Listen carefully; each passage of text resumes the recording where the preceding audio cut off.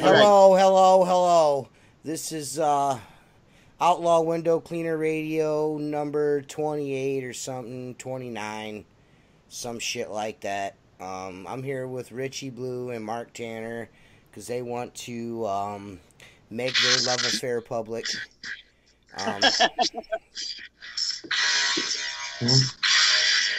What's up, man? All right, did I ruin your introduction now? I'm sorry, I didn't know if I was supposed to. We're good.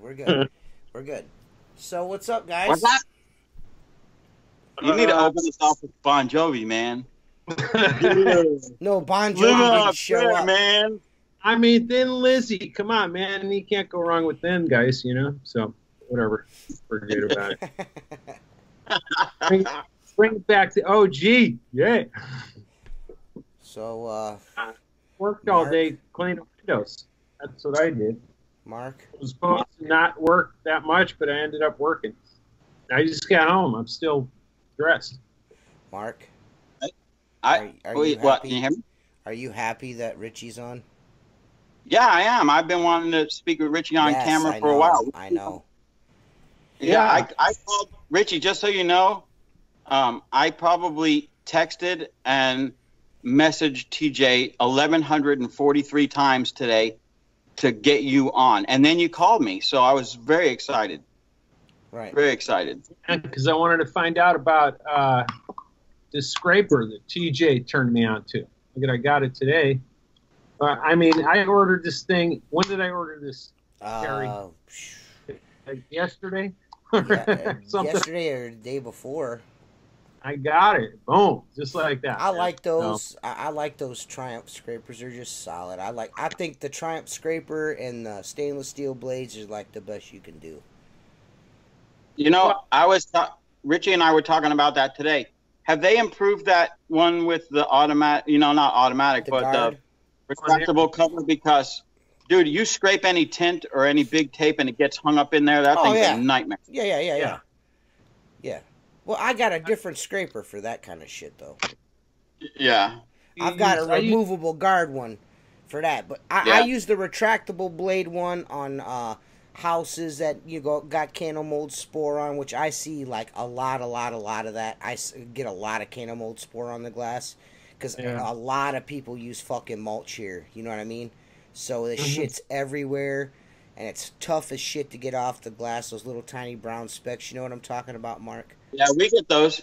They seem to be around palm trees for some reason. I don't know why. Nightmare. If you got palm trees, you got those. I didn't know. I thought it was some kind of bug shit, quite honestly. Pollen or something, right? Dude, you got to like get it off with a seed almost. Yeah. It's like a seed or some shit. And it sticks on. And you can get them off with your fingernails, but you'll be there for a month. Right, and you can't. And once it's on siding, you ain't getting it off of siding. It's just part. It's part of the siding now. Yeah. Yeah. I don't know. I like those because I don't have to fumble with the guard. It just keeps me quick. You know what I mean? And that on a piece of, like granted, if you're doing a tint job, you're stripping tint off of something, you're gonna want a scraper that doesn't have a retractable guard, of course. Yeah. The problem with that is, I'm just afraid I would forget to put the guard back up and put it in my holster or gunslinger or whatever. And man, it's gonna take. If you're starting out with it, it's gonna take some getting used to. Yes.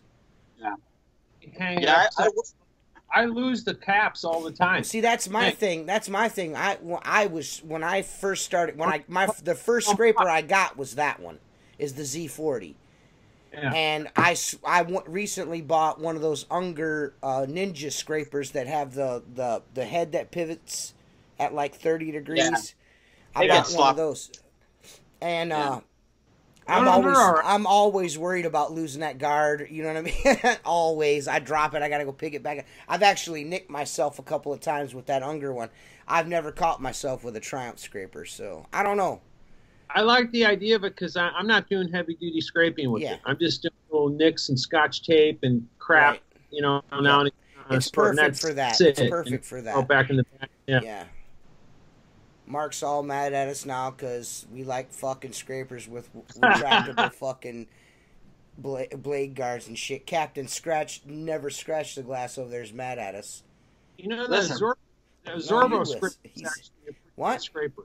that Zorbo scraper. It's a pain in the ass to holster and put in its little package and everything. And I like the way Richie says Sorbo. He says Zorbo. Yeah. Yeah. He'd try if I saw him at the convention down there when he was at that convention that Tim was at. I remember that when Gunslinger got introduced to IWCA down in Florida. You were there, right, Mark? Yeah, I seen you there.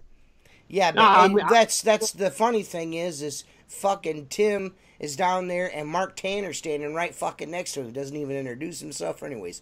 You know, jeez. First of all, let's back up the truck.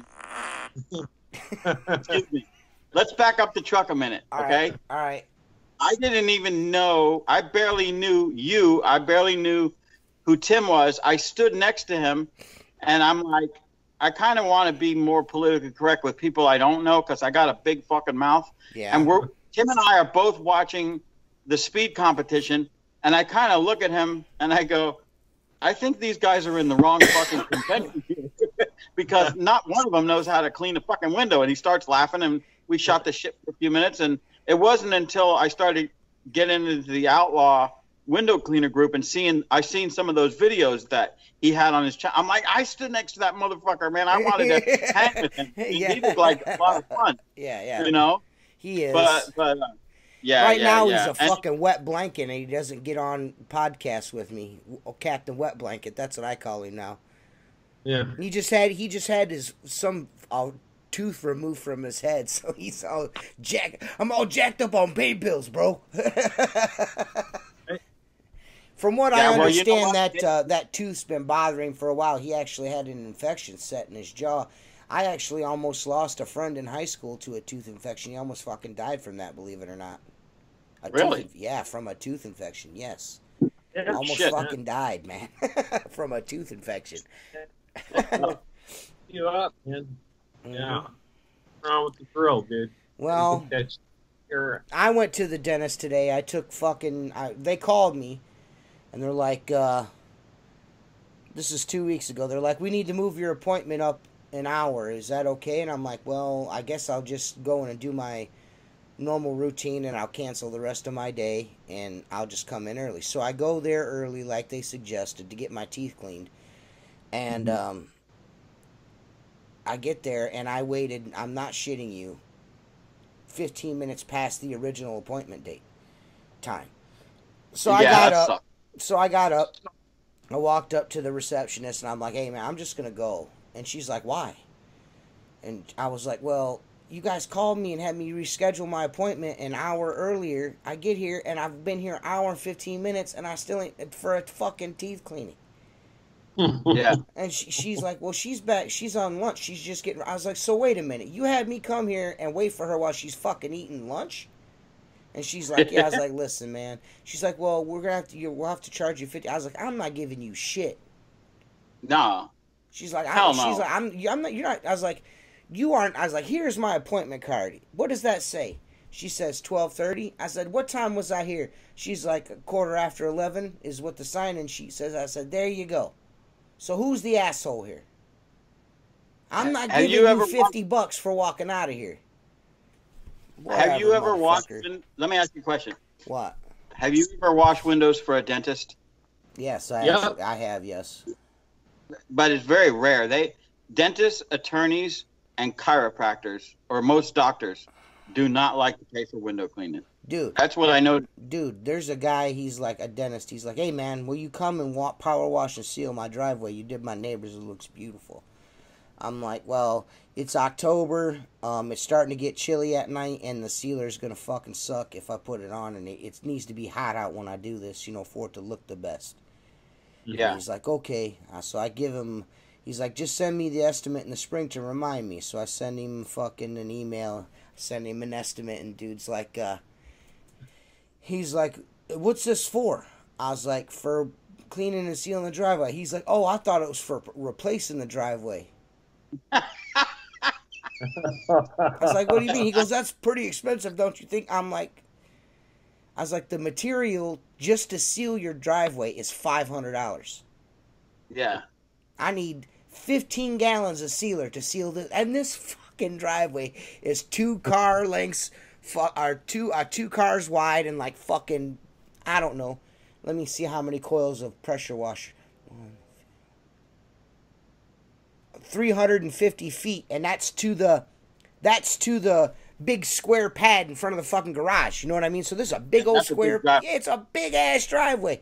I gave him a legitimate price. You know what I mean? I didn't try to chop his head because I knew he was a dentist or anything like that. I just gave him a fucking the straight up estimation of what this was going to cost. I was probably only going to make maybe $200-300 after labor and all. You know what I mean? I'm not making a whole bunch of money off of this. You know what I'm saying? I'm not gouging. I'm not sending my kids to college on this driveway, bro. You know what I mean? But I go into your dentist's office and get hammered for $1,800 for 2 cavities. You fuck. Yeah. You know what I mean? 2 dentist offices for a long time now, and when I first started both of them, they were monthly, and they both switched to quarterly, and they've been staying right there now, steady for a few years, quarterly. You know, I mean they're good. I mean, I got a decent price for them, so I'm not sweating it. Right. In fact, I did a trade with one of them. So it's work on my teeth. I had a mall down south that I used to clean every store in the mall. There were 50 some odd stores, and the management company or owners of the mall paid for every store to get weekly outside and once a month or on call the insides, and anything over and above was extra. Like there was a couple restaurants that went weekly in and out, so they paid us directly. Long story short, we got a phone call. I had a job for like 15 years. I said, Dr. So-and-so, he was the dentist in the plaza, and he said, you're not doing the doors. And I said, well, we always do the doors. We start at 6 o'clock, and by 9:30, 10 o'clock, we're working our way back, and then the stores are open. We do the inside of the doors every single week.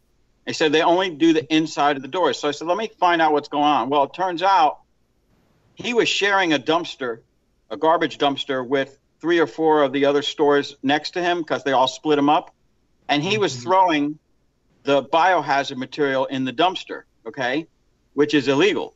Right. And so the other tenants said, you got to get your own dumpster for that shit, because we're opening up, there's bloody gauze pads and cotton balls and needles and syringes, and that has to go to biohazard company, has to come take it. Well, that obviously costs more money. So he would hang in the morning. He'd get there, clean up from the days before, and on the door pull, he would hang like a plastic grocery bag with cotton balls and needles. And my guys were like, I ain't fucking touching it. So I go over there to find out what's going on. He goes, yeah, well, I called and complained because you guys don't even clean the outside of the door. I said, well, my guys told me that you're hanging crap on the door that they don't want to touch, bags full of bloody gauze. And he goes, I take care of it. So, dude, I go, it's hanging there right now. He had 2 doors, and dude, I go out, I grab my bucket, I start washing the center. He comes flying around the corner in a Mercedes, opens the trunk and throws the bag of garbage in the trunk of the Mercedes. And I'm like, this fucking guy's driving a Mercedes. He's a dentist. He's a doctor. And he won't pay for a dumpster. So he's driving around with bloody gauze pads in his fucking trunk. Disgusting. Sounds like he's got an accident. Man. Yeah, he got some issues. You know what I mean? Like we were talking earlier today, Mark, about attorneys and how it's like the necessary evil, man. Yeah, yep. It's like I don't want to pay all this money. I don't want to do this shit. We're up breaking our asses every day trying to make a nickel, and those guys are kicking it, man, in an air-conditioned office and charging $325 an hour to go on the internet and look shit up, man. Whatever, man. Yeah. And they'll have the secretary do it. Of course, they put a paralegal on it. She's making $15 an hour. Mm-hmm. And charging you $150 an hour. Oh, easy. Yeah. How long have you known Tim? Huh? How'd you guys meet, you and Tim? How'd I meet Tim? Yeah.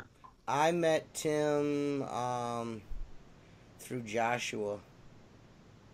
They needed somebody cool to be part of Outlaw, so they asked me. No, me and Josh have been getting on for a while, and I know Tim from the, the forums and Facebook and all that shit, and we're just three guys from Ohio, so of course it was just natural, you know what I mean? And they were like, me, just all of us bullshitting all the time, I've got the idea for the podcast, and I've got my own ideas. You know what I mean? And they were hip to my ideas, and I was hip to sharing them, and we just kind of formed a brain trust.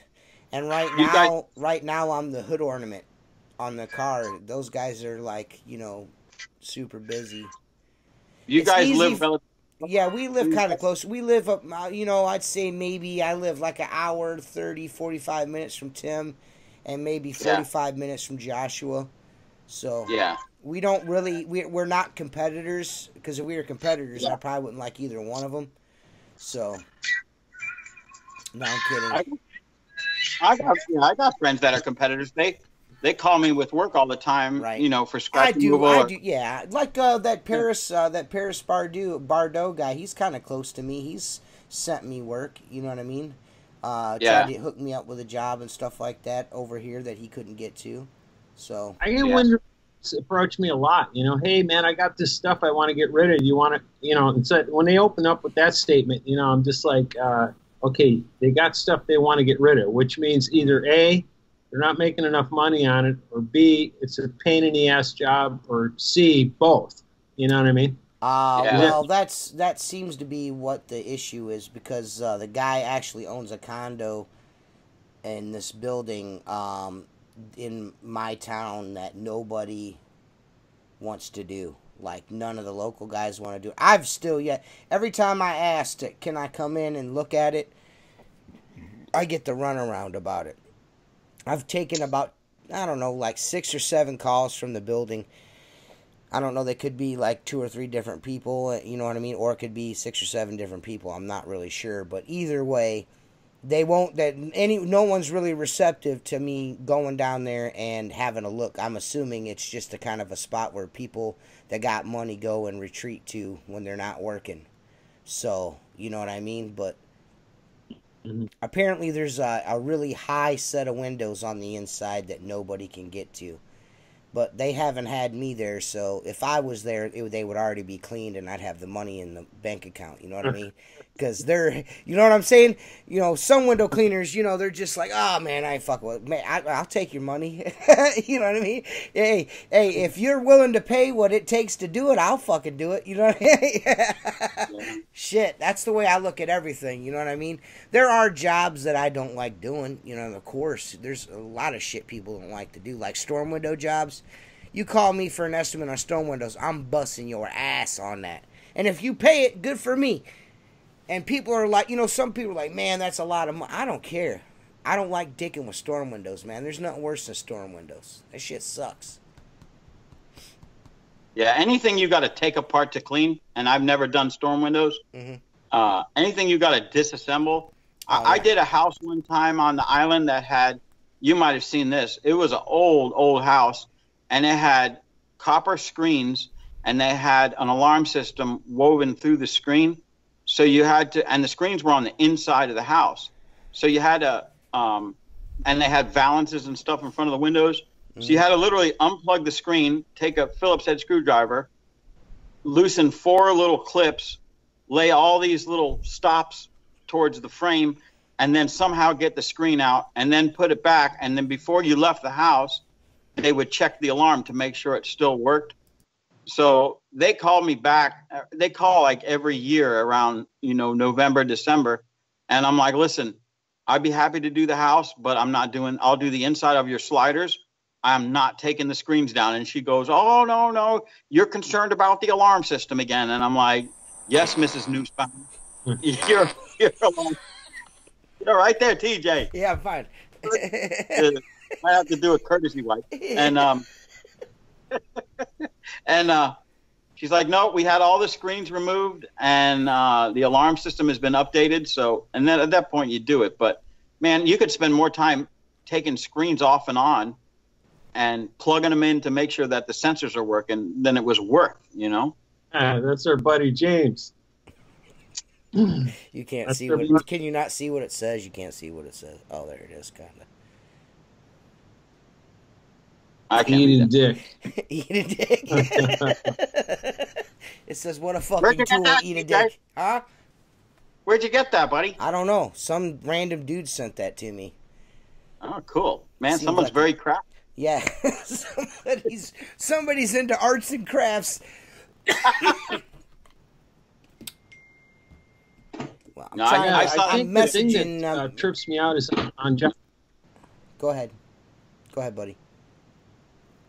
I was just saying about jobs that we were talking before about people, you know, price shopping and this and that, and then looking at you like, you know, you just like that guy, the dentist in the driveway situation with you is asking, oh, is that how much it costs to replace it? You know, and like, I'm like, I look at some jobs and I can't. I'm like, I don't want to do this job for anything less than $500.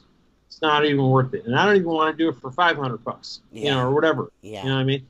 And and then they complain it. But then I drive by later, and there's somebody doing it, and I know that they're not making, you know, whatever. They're probably doing it for like $200 or something. But I don't know what to think about all that. After a while, you just get kind of. Well, here's the thing, Richie. You got to get numb to it. Let me explain what my opinion of something like that is. Number one, your price is your price, okay? And if someone's willing to do it for less and possibly make less than you, then let them have it. Yeah. If I lose an account and they're a bad paying account and someone else picks it up, I don't care, because they're going to get screwed eventually anyway. It's just a matter of time. You know, I mean, look, my accountant that I used to have had a big house in PGA National. He's like, Mark, come over. I need a price on cleaning the roof, cleaning and sealing my paver bricks, and pressure cleaning my pool deck, and go ahead and wash the windows. So it came out to like $1,400, okay? Now, I'm not a ceiling guy. I was going to outsource the ceiling, and that was going to be over and above whatever I paid my buddy to do it is what was going to be. I wasn't making no money on it. So I don't hear back from him. And then I go by there, and there's a guy that I know that's a painter, and he's doing the pressure cleaning. Obviously, he's not cleaning windows. So I call my accountant. I'm like, Mark, what's going on? He goes, well, you know, we went with a little bit lower price. It was $300 or $400 less. And I go, but he's not washing your windows. I go, you got a package price. And he goes, I know, but you said you weren't comfortable doing the sealing. Now, back at that time, they were using xylene-based sealers, I think, and they were oil-based sealers. So if they got wet, I don't know if you guys have paver bricks up there. You sure you do, right? Mm-hmm. Mm-hmm. If a paver brick gets damp or breathe, you know, or is wet inside, it will haze that sealer. Yes. Okay. So all of a sudden, my accountant calls me back and he goes, "Can you come over and look at the driveway?" And I'm like, "All right." And I go over there, and it was obviously at one time orange paver bricks. The whole thing was white. And I go, well, it hazed over because it got wet. You can see where the sprinklers hit it over here. It's real bright white. And then looks like it got rained on. It didn't dry before the... So he goes, yeah, the painter said it has to be stripped. So I'm like, I don't want no part of that. So the painter calls me, and he goes, hey, you have that... At that time, I had a hot water machine. He goes, the best way to get that up is with hot water. And I go, wait a minute. So you cut my price, you got the job, and you fucked up, and now you want me to go make a big fucking mess. Paver sealer? I don't think. I said, I'll tell you what, I'll strip that driveway $3,500 because I'm going to be there for 3 days. You know, oh, no, you're going to put a chemical down. I said, man, and that community had those drain swales that went into storm drains. I go, I am not getting any part of putting down chemicals that stink up the neighborhood and blowing that shit down into a storm drain. I said, you can have fun with it. And I went to my accountant and I go, you know what? I never complain when you send me a bill. Every year it's more and more and more. Okay, well, I do more and more for you. And I go, and I gave you a fair price for the job. Now you're screwed. I go, and well, my wife price shopped it. And I go, I should maybe price shop my fucking accounting for what I pay you. You know? It's nuts, man. Nuts. Well, I mean, I believe in giving, and I do this all the time, you know, like I guess my business model like a lot of people go after these corporate places, and I've had a lot of corporate accounts over time, and they're I don't know. I would say a big percentage of corporate accounts are precarious at best because they're constantly changing management. So you go in there and you do the job, and you got them for 6 months, and all of a sudden they change the GM, and now he's like sugarcoating you for what's this? Oh, we got a window cleaning service. I didn't even know about it. How much? $300 a month. You know what I mean? Next thing you know, you're not doing the job.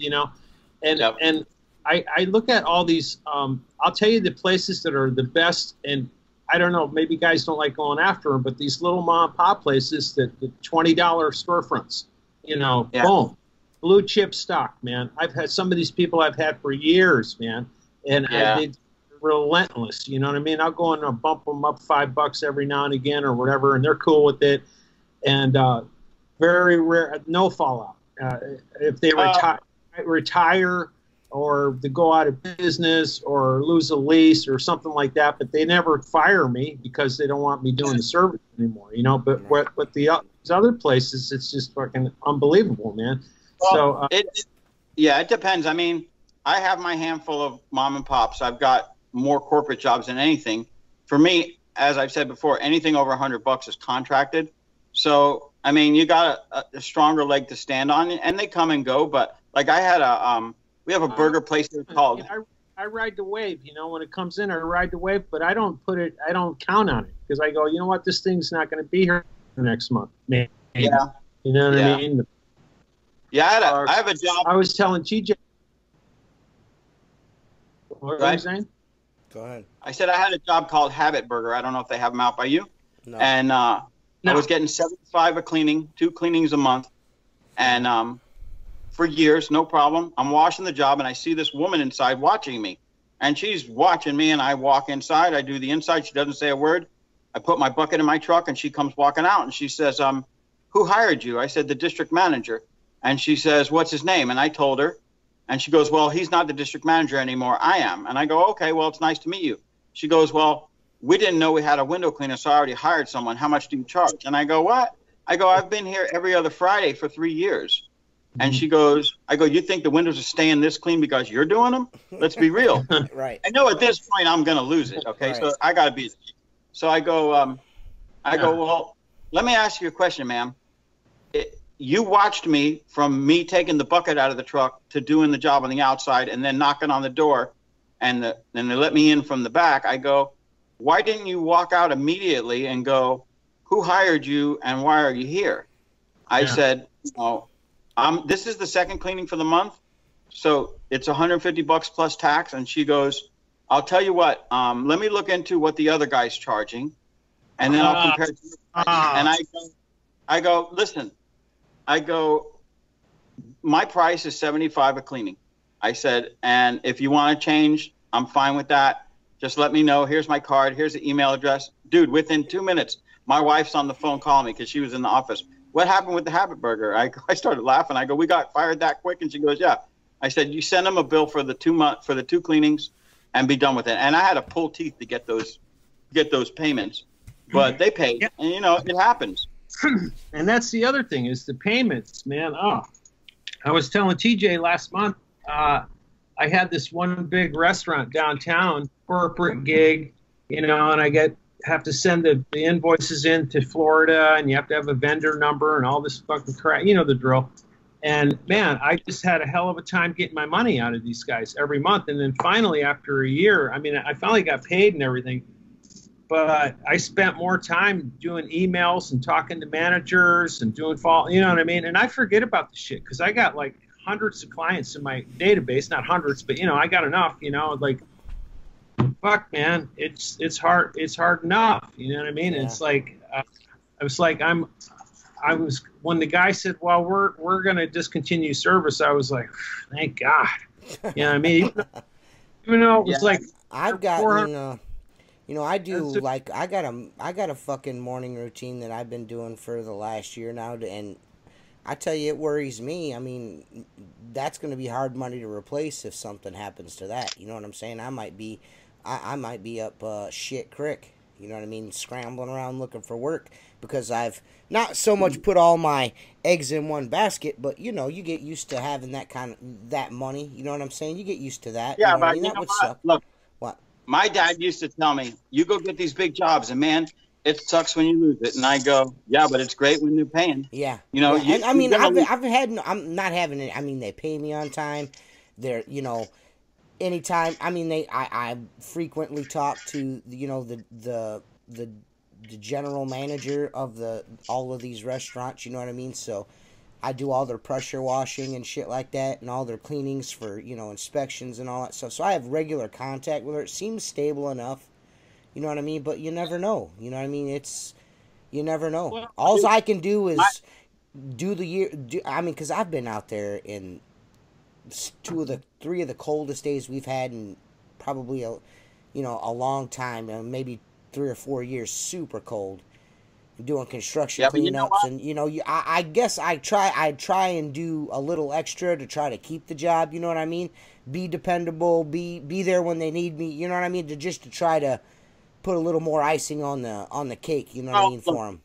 Corporate decisions are corporate decisions no matter what. So that's what sucks. But like 3 months ago, one of my buddies calls me up and he goes, "Hey man, are you doing the IHOP on, you know, North Lake and US 1?" And I'm like, I say that like you know where that is, but that's fucked up. But I go, "Yeah." And he goes, "Well, they call me because it's filthy." And I go, "How many IHOPs do you do?" He goes, 6. And I go, "Are they paying you?" And he goes, "No, they're behind on every one." I go, "Well, that's why mine's fucking dirty." And he goes, "What do you mean?" I go, "Mine goes twice a month. They get behind 3 months. If I don't stop them, I only do it once a month. I don't give a shit. They can fucking fire me." I go, I tell them just like this. We have an agreement. I come 2 times a month. You pay me this much. I go, if I'm coming and you're not paying, then you're not living up to your part of the agreement. So he goes, "Well, they want me to start cleaning it." And I go, "Fucking take it. I don't care. I really don't give a shit." So he takes the job. It was like $85 a month. He takes the job, and then like 2 months later, he calls me all sad. He goes, "Did you lose all your IHOPs?" I go, "I only had one, and I gave it to fucking you. What are you talking about?" He goes, "They just canceled all window cleaning." And I'm like, "Really?" And he goes, "Yep." And I go, "Well, good. I'm glad. I hope you got fucking paid." Right. They can keep that shit. Well, it's not worth the restaurants I do are privately owned. They're not. Franchised. Yeah, they're not franchised. I could deal with franchises because you know they're individually owned basically, and I do a few franchises. I got no problems with. They pay on time. They love the service. They give me lots of referrals. You know, they're in with the community, and the whole reason why I started talking about, or I brought this up, is because earlier we were talking about people just kind of not knowing, like devaluing what you're proposing. And stuff. My son is okay, Mark. Good deal, man. What happened to your... my son's in the emergency room. Oh, dude, you're doing a podcast? Yeah. He fell off his bike, broke both his arms, and I was just like, "Fuck it, I'm getting on this podcast." Come on. No, we were swimming last night, and you know, he was jerk watering around the pool, you know, just messing around, and he's been bugging, you know, complaining about his chest, and his stomach's been hurting him, and you know, he's got a doctor's appointment tomorrow, but you know, he's been complaining all day, and his mom just like wanted to go. His mom's a super duper worry where she thought, you know, maybe he was dying or something, you know what I mean? So she's like, "I'm taking him to the emergency room." We get down to the one down here downtown in our town that we used to have 2 hospitals. Now we used to have 2 emergency rooms. Now we have 1, and we get down there and it's jam packed. It's completely full. She's like, "Well, I'm just gonna go to the next town over and take him to that one." So I was like, "Well, you know, my daughter, my oldest, my 19-year-old is with her, so she's like, just stay home."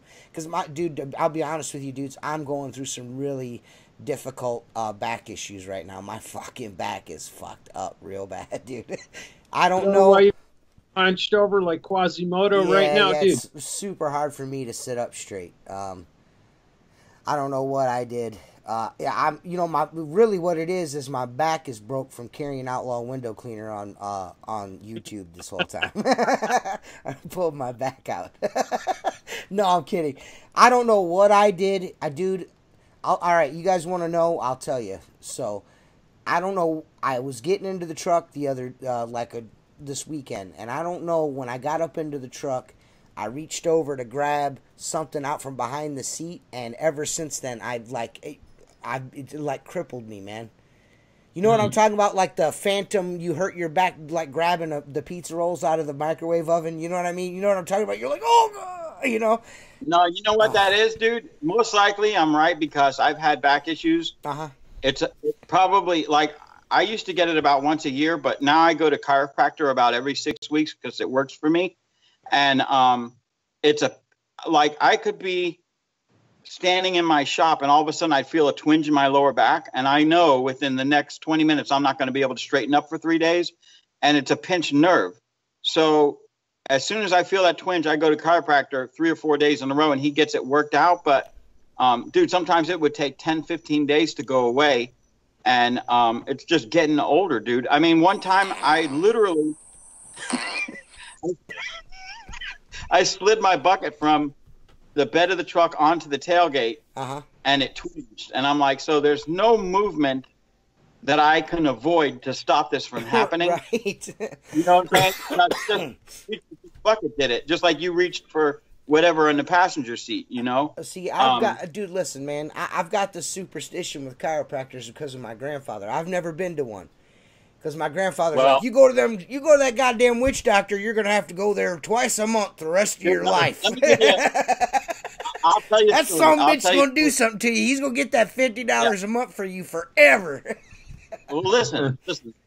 I was in one of those business groups where you trade referrals, and they had a chiropractor in there. And I liked the guy, and he was very aggressive. And he says to me, you know, Mark, with your line of work carrying buckets and stuff all day, you ought to come see me. And I didn't believe in a chiropractor. And I used to put him off. Yeah, I'll come one day. And then that pinched nerve thing happened, and it wasn't going away for 10 to 12 days. I could not straighten up, okay? And finally, it was almost bringing a tear to my eye. I said, I'm going to see this doctor, right? So I go in the office, and he goes, it's $25. We'll do an x-ray. I'll tell you what's going on, this and that. Well, if you remember the story, I fell off a ladder and fractured my pelvis. I wanted to see how smart he actually was. Right. Dude, he picked up on it right away. He goes, you got a problem with your pelvis. That's your problem. So he starts adjusting me, and then I go 3 days a week, and within 10 days, dude, I was back to 100%, and then I would go once a month. And I'm telling you, don't come back, okay? Right. I'm not saying – I'm just telling you, when I go in there, I come out feeling really good. And dude, my daughters, they go all the time. They love it. Yeah, they love it. I love it. Yeah, they said it's like she's my oldest. She's like, there's nothing like it. She goes, it just makes you feel new. I'm like, really? She's like, yeah. You do.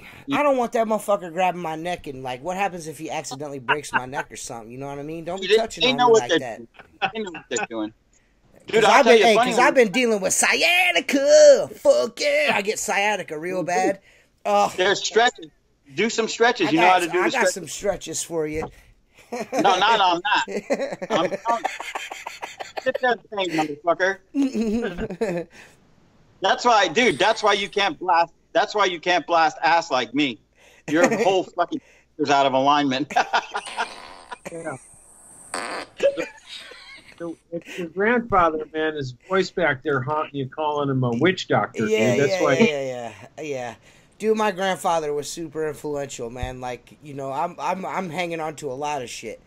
Like when I can't figure something out, and I've never done it on the. It may have slipped out on the podcast, but when I'm like tired or like I'm stretching, my exclamation is always shit in 2's8. And people don't get that, you know what I mean? But it's like a common math problem that my grandfather used to shout out when he was stretching, is shit in 2's8. You know, like 3 + 4 is 8. you know, 4 + 4 is 8. So he would have told your son that to shake it off and he'd have told him to rub it with a rock, because that's what he used to tell me. Rub it with a rock. I fall down and scrape my knee and I'd be bleeding. I'm like, oh, he'd be like, rub some dirt on it. You'll be fine. He used to. Well, I used to annoy him so much when I was a kid, you know, because he's an older guy. My mom was 15 when she had me. He's an older gentleman. He's raised his kids. You know, his he's got 4 kids. My mom was his youngest and an oopsie, you know what I mean? So me being around, he was an older gentleman. So I used to like take his screwdrivers and stick them in the yard. He'd fucking run them over with the lawnmower. You know what I mean? I was always doing some shit I shouldn't have been doing. And if I did something and it got on, if I bugged him enough, there was a pole barn spike. I don't know if you know what that is. A big pole barn spike. You know the nails, the giant nails, nailed into a fence. And right outside the back door, and if I got on his nerves, he would grab me up by my britches, as he would call them, and he would hang me from my britches on that fucking hook about 6 foot up a fence, and I'd be fucking stuck there until he decided to let me down, or my grandma came outside and said, "Hello, you get that boy off that fence now!" So, you know, hey, there's a little bit for you there, guys.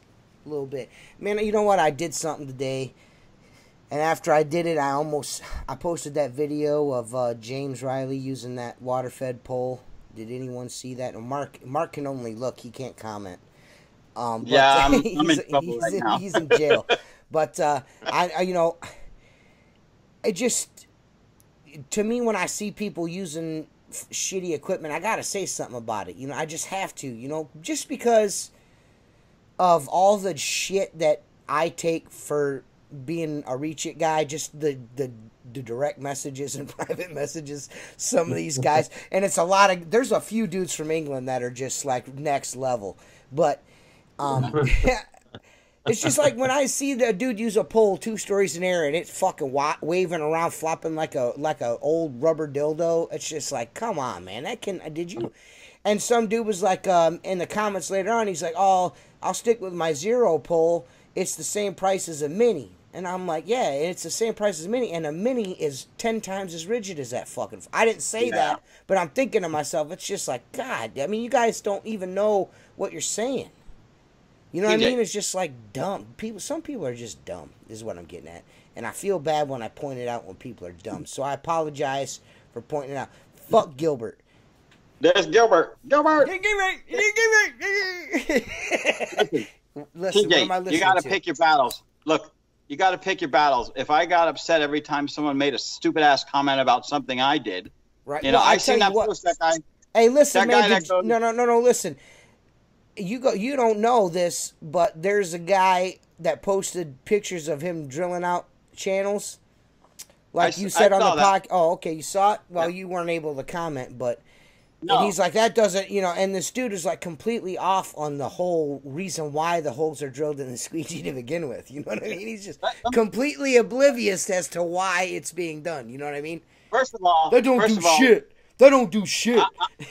I'm not saying I invented that, but I'm like the only one I know, and I know a lot of window cleaners that did that. Okay, but and I shared it with everybody. Here's the deal. Okay.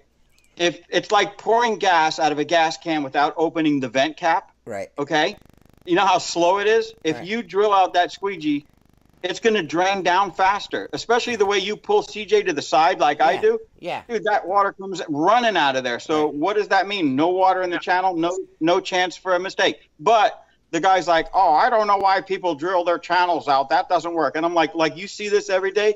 Dude, that's bullshit right there, you know? I mean, look, I've never sat on a dick before, but that doesn't mean I'm going to say it feels horrible. You know?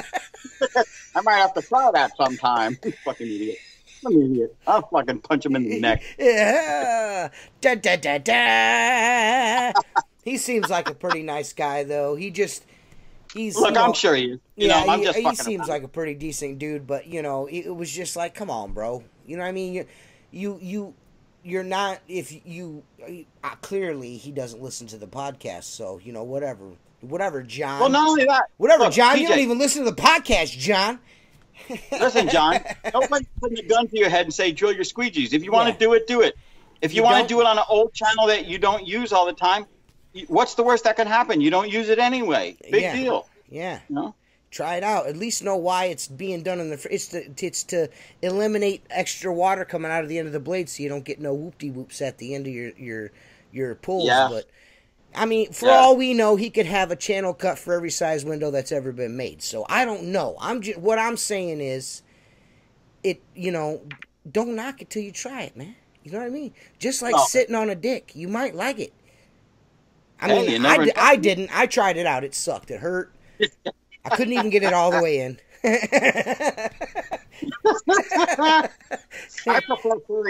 I prefer furry mammals, actually. Yeah. I prefer furry animals. Hey, Richie, I got a prop for you. After I spoke with you today, actually, I was on my way. I think I told you I was out looking at jobs all day. And one of my car dealerships, I've been cleaning it 2.5, 3 years, calls and the owner's wife says, why don't you come look at the house?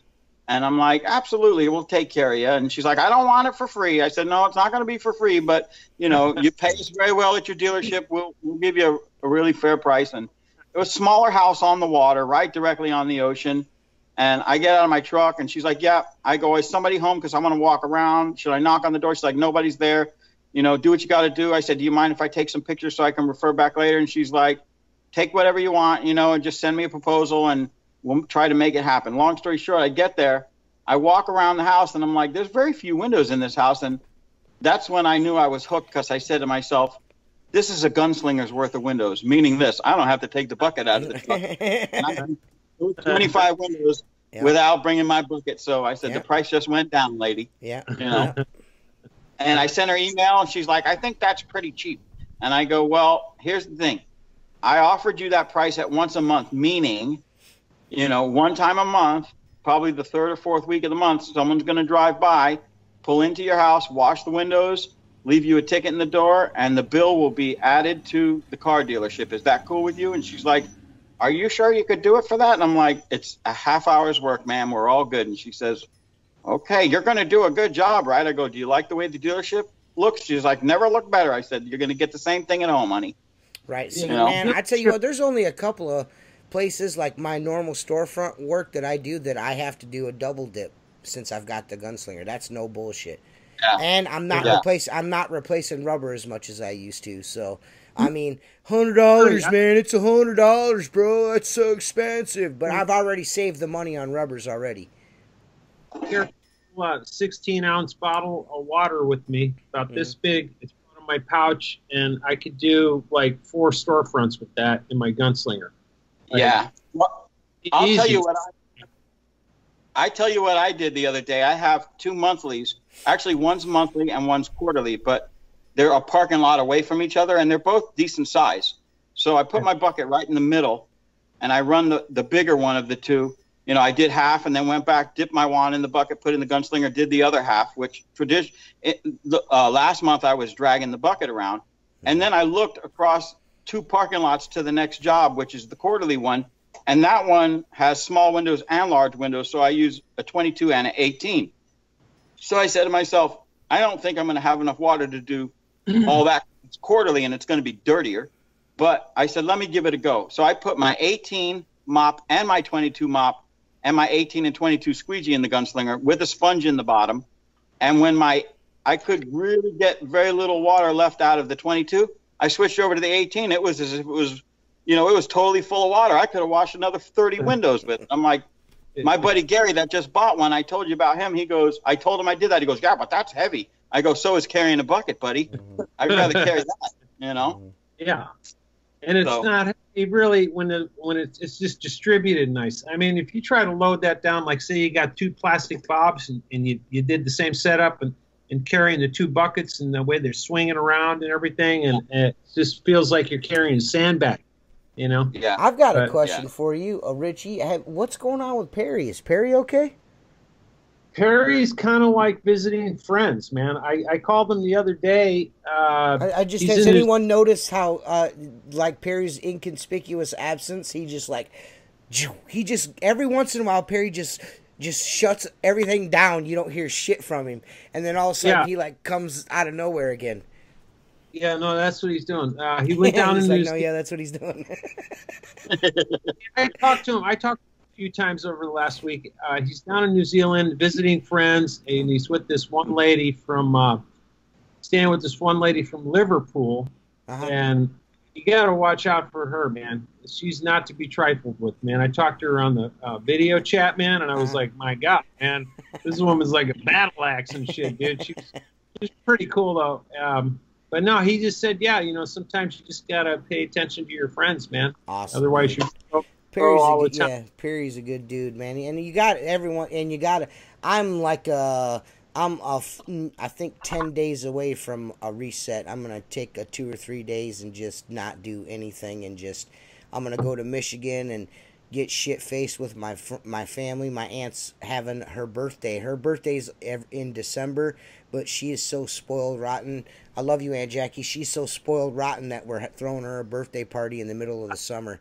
Her son is Kirsch. Her son is Kirsch. Everybody, I always have this on. It's Teen Kirsch. My cousin, he was running cross country in Michigan, and some guy ran him over.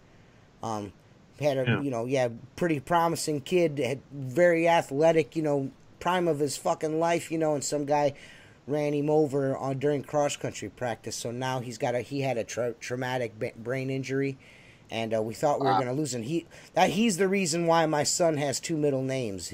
My son's name is Uriah Kirsch Lowell Gilbert. It was just going to be Uriah Lowell Gilbert, but we thought we might lose Kirsch, so I wanted to name my son after Kirsch to keep the name. You know what I mean? Of course, I asked first, and my aunt and uncle gave me their blessings. But yeah, that's why I always wear that. But we're going up there to hang out with them and have a good time and hit the reset button and say fuck it. Maybe get alcohol poisoning. I might end up shitting myself trying to send Mark a fart. You know what I mean? I'll get up. Make sure you record that. Yeah. Oh, I'm taking the GoPro. The GoPro's going because shenanigans are to be had for sure. I'm at it. I'm loving it. So but her birthday's in December. Yes, and we're having a birthday party for her in July this year. December what? I think it's December 17th or 17th. Yeah. Oh, okay. Mine's December 19th. Oh, okay. So you want to have a birthday party in the summer too, Richie? Well, you live in California, so it doesn't matter. It's always summer out here, man. Yeah, it's always summer out here, man. Hi, my name's Richie. Hi, my name's Mark. It's always summer where we live. Fucking nerds. Yeah. I want to see you shoveling. When you show me a video, you shoveling snow, and I'm walking around in my George. Hey, I don't shovel snow. I got a snowblower. I'm not a savage. No, man, I'll tell you, I was in the military. That's how I got out here. And I got out in '87, but I grew up in Pennsylvania. So I did all the shit back there, the 4 seasons, and it gets cold. I mean, you think it gets cold in Ohio. Man, you don't know cold. I mean, we got how that we were talking about. There's not even a lake touching fucking Pennsylvania anywhere. Get out of here, bro. I suppose you're a fucking Steelers fan too, right? I ain't a Steelers fan, man. Good, then, because we were almost gonna stop being friends. Like the Eagles and the Saints, okay. But that's another story. Okay, but it's bone chilling out here in Pennsylvania, and you can't it gets so cold back there that your feet almost freeze to the ground, man. You're walking around, you go down the block to get a pack of smokes, and the bottom of your feet are frozen when you come through the door. I mean, that's how cold it gets back there. But anyway, so I got out. I was in the military, and I was like, fuck that, I ain't moving back there. You know what I mean? I remember I was on a painting crew. I painted houses. That's when we were using all those picks, throwing up the 60-foot ladders and putting a pick across it, whatever. And we would sit in the truck. We were all muscled in the truck like this, the 3 of us in the front seat, and we're just sitting there waiting for the thermometer to go down below freezing because, the paint will freeze, and as soon as it went up high enough, then we get out of the truck and we'd start, painting and scraping and all that shit, man. But, man, I don't miss those days. Yeah. Drive the snow plow in the winter, because you can't do nothing else, right? Mark wouldn't last in those kind of conditions, that little troll. Well, I told you about the time I saw snow. Yeah. When one time, man. But no, I was saying that we don't get Bigfoots in Pennsylvania. We get Yetis, man. That's why Mark wanted to have you on. He wants to refute any kind of Bigfoot fucking propaganda you're trying to spew on my podcast. Let me ask you a question. all these sightings of Bigfoots, and they're out there. TJ's reading them. Has anybody ever come across a pile of Bigfoot shit? I mean, because Bigfoot's no, because they shit in another dimension, dude. No, they shit. No, people hand in artifacts all the time. Yeah, but the problem is artifacts, aka Bigfeet's turds. the men in black come in, aka Bigfoot scat.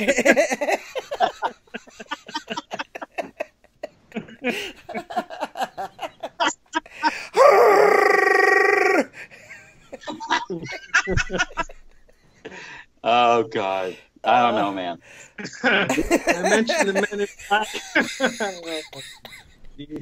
Dude, everybody has a different name for them. In Florida, they call them skunk apes. Yeah, skunk apes. Because they're real, bro. Yeah.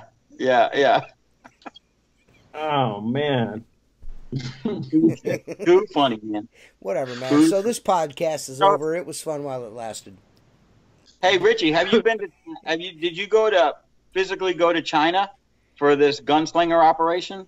No, I'm going to go because I got a bunch of other products that I'm putting together right now. And Perry, we decided that, because I got bag systems and a bunch of other crap. And we decided that when I get all that together, I'm going to go over. I'm going to take me and my lady over, spend a couple weeks, and I'll spend 4 or 5 days in the factory, just kind of showing them how to do everything. You know what I mean? Do you physically? Is Perry paying for your flight over, or is he gonna put you in one of those boxes and ship you over? That fucking high price fucking packaging. He's got a FedEx account, so I don't know. Maybe. Maybe. So, but you're making all the prototypes at your house? Yeah. It's not my old lady, God bless her. Making all prototypes at your house? You really want me to fuck with you, don't you, DJ? That's what you're doing. Subconsciously, you want me to fuck you up right now. I'm fuck you up, okay? Let's bring up how much Ohio's better than Florida. Yeah. She's pretty cool about it, though. I mean, sometimes I stay up late at nights. I mean, I'll come straight home from work, and sometimes, I'll be on a bender, 2 weeks straight, where I go home, I work, I come straight home, I start working on shit, and then it's like fucking midnight, and she's already in bed. You know what I mean? And does your company have employees, or just you? Just me. I used to have employees. It's not. I couldn't do it, man, anymore. I just, I mean, I'm streamlined. I'm down to I do everything myself. I just take the cream job pretty much, and I don't do them I'll just sometimes people call me. I had a lady call me the other day, and by the time I got off the phone with her, I was like, I ain't doing that shit. You know what I mean? I don't want to work for her, man. I just don't want to. Man, I tell you what, man, Richie. A lot of residential or mostly commercial? He's mostly commercial. I originally started out doing a lot of residential, and that was my jobs. And then I just didn't like it anymore because of the logistics of it.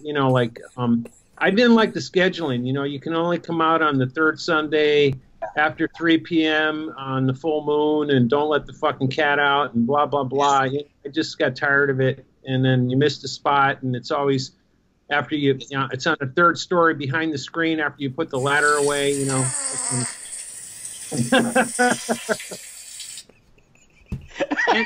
and they weren't steady. I mean, they were steady, but they weren't the storefronts are boom, boom, every 2 weeks. You know what I mean? Right. And every month, and so I just kind of wanted. That's just how I. And then dealing with people helping you and all that. I just finally just pressed the easy button. You know what I mean? I tell you what. I'm not so far. I'm not really pressing the easy button, but I can see myself coming to a crossroads in my business. And I know I've spoken to Joshua Schoaf, and everyone's noticed his absence. He's been gone. He's not been on in a long, long time. But we're both kind of at the point in our. I'm kind of at a crossroads. I'm at the point where I don't know. Like Mark's like, hey man, you need to think about getting out of there. And I was thinking about, how much should I expand if I expand? And I think I think the most I'm gonna do is a helper. You know what I mean? I think I'm only gonna hire one person. I don't see myself. Here's the thing. I'm just the thing when you start out, you're so aggressive, and you'll do anything to make a buck. We've all done that. Yeah. And then, like Richie, you started to realize that I don't like dealing with the scheduling issues. I don't like dealing with if it rains or there's a spot behind the screen. And commercially you have other issues that are easier for you to deal with, but you honestly get to a point. I mean, and I'm at this point, I hate to say it publicly, but who gives a shit? You just get to a point where you don't give a fuck anymore.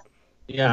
I that's why I say to TJ before on the last podcast or the one before that, I said, look, if you've got accounts that you have to fight to get paid, they're not happy with your services or they're just bad payers, walk away and replace them with someone that fucking pays you. Yeah. Because, and it's hard to do. It is hard to do. But it is hard, man. One of my guys said to me the other day when we were handling a complaint, basically one of my dealerships put these plants, they're called rubber plants, rubber trees, and they leak this sap on the ground. Well, one of my guys was walking on a little subroof, came down and walked through the showroom, and his shoes weren't dirty, but around the rubber plant, it left the footprints on it. So the guy calls me up and lights my ass on fire. And I go back there, and the first thing that I see is one of the guys that works there goes, hey, man, before you get thrown completely under the bus, it's the problem of the rubber plant. Even the janitorial service is saying you can't have those plants inside here because they leak that sap on the ground. And then you walk by, customers do it. He goes, this is not unique to you. So I go in there and I see these footprints, and I bring out, a Scotch-Brite pad and a mop, and I'm scrubbing the floor. And he comes up to me. He's like, I never want to see this place look like this again. This is a BMW dealership. And I go, listen, all due respect. I said, but that plant is the problem. I said, I'm not saying my guys shouldn't have caught this. They should have mopped it up behind themselves. But the dirt from his shoes from walking on your ledge up there or the subroof is tracked on the floor. I understand, and it won't happen again. And he just walks away, and I was like fuming. But it's a big job. I can't walk away that easy. And Mike looks at me and he says, you need to get new business cards. And I said, what? Why? And he says, because it needs to say on the bottom, I don't give a fuck. He goes, I didn't realize that your face was telling him, I don't give a fuck. I don't give a fuck. I don't. And he goes, that's why he reacted like that. I watched your face go from a smiling, let me shake your hand and I'll take care of this, to fuck you, eat a dick, as TJ would say, and fuck off. And you know what? It's not a bad place to be when you don't give a fuck. You just go get another job. That's all. It's not personal. I mean, getting back to what we were saying earlier, like, okay, there's this like just jaded. I mean, it could be viewed or construed as a jaded, pessimistic side of, as you get seasoned and you stay in window cleaning or whatever business you're in. But I don't think so. Like, I think, like, when I was talking about before about the blue chip customers, like the, the $20 storefronts, the $50 storefronts, those people, I go out of my way to do extra shit for them all the time. And why? Because they pay me on the spot. They love it when I show up. They, they give me food and sandwiches. I mean, it's a pleasure to be there. Right. And I feel. And also, too, if people are down, like, I'm more apt to help them. If they're having a bad month or two or something, or business is kind of sketchy, or maybe there was construction going on and they lost a bunch of walk-in traffic for the last two, you know what I mean? I'll throw them a free window cleaning. You know what I mean? Well, no, I know what you're saying. I know what you're saying. I've had customers come to me, the same type of customer, and go, you know what, Mark, it's getting kind of slow. We got to cut back. And I say, you know what, it's the summer, it's slow. I'll tell you what we're going to do. Instead of me cleaning you weekly, we're going to do it twice a month, and you're not going to get a bill for the next 2 months. Well, when am I going to have to pay you? I said, when things pick up, you got them hooked for life. They're a loyal customer. I'm already there in the shopping center. So I go touch it up and move on down the road. I know what you're saying. And those are look, you know as well as I do, you have a handful of accounts that you walk in there and you put the bill on the counter, and they probably had a slow day, and they look at you like you want their firstborn kid. Right. You know, I'm trying to collect $25 here, dude. Right. You know, Yeah. and I kind of look at it like this: if that $25 means that much to you, you need to put the key in the door and walk away. You know, I mean, this should be your most expensive bill you get all month. When I can guarantee you, it's the least bill you get all month. Absolutely, yeah. But I'm the first to want to help somebody when they're down, man. But like when I get minimized, like I went into an attorney's office a few months ago. I was out canvassing, and he goes, "Damn, $60." He goes, "I think I'm gonna." What's that? What happened? I think TJ's got to take a dump. Oh, okay. He said, "Keep going." I went into this office, Mark, and so he goes, "Damn, $60." And he goes, I should be a window cleaner. And I knew where it was going, right? And I turned around, looked down at him, I go, "Yeah, maybe you should be." You know what I mean? Dude, like I don't. When I started my company, I had a 1988 Mitsubishi Mighty Max pickup truck that I spray painted with a can of gray primer. Okay, and I think I got a lot of work because people felt bad for me, you know. And now you pull up in a new truck and they're like, "Well, that's." I had one guy tell me it's pretty sad when my window cleaner drives a more expensive vehicle than I do. I go, "How is that sad? I work my ass off. I'm out in this sun all day. I bust my ass." I said, "And if you think your $25 a month is paying for this truck, you're greatly mistaken. I got to clean a lot of you to pay for this truck." You know, but people get that way. And I want to preface some of the stuff I've been saying too, that I don't think it applies a lot to your situation with doing high rises, and that whole thing. It has to go through certain channels. It has to be, you know, you have to give them 30 days, 90 days net, all that. I get that. You know, that's a whole different animal, man. You know. Oh yeah. But for like residential and storefronts, it's like most of the channels on YouTube and all the Facebook, most of the 90% of the guys are doing that stuff, you know. Yeah. So. Yeah, but see, I just changed my storefront routes. I have right at about 300 storefronts that go, you know, twice a month, once a week. And I had.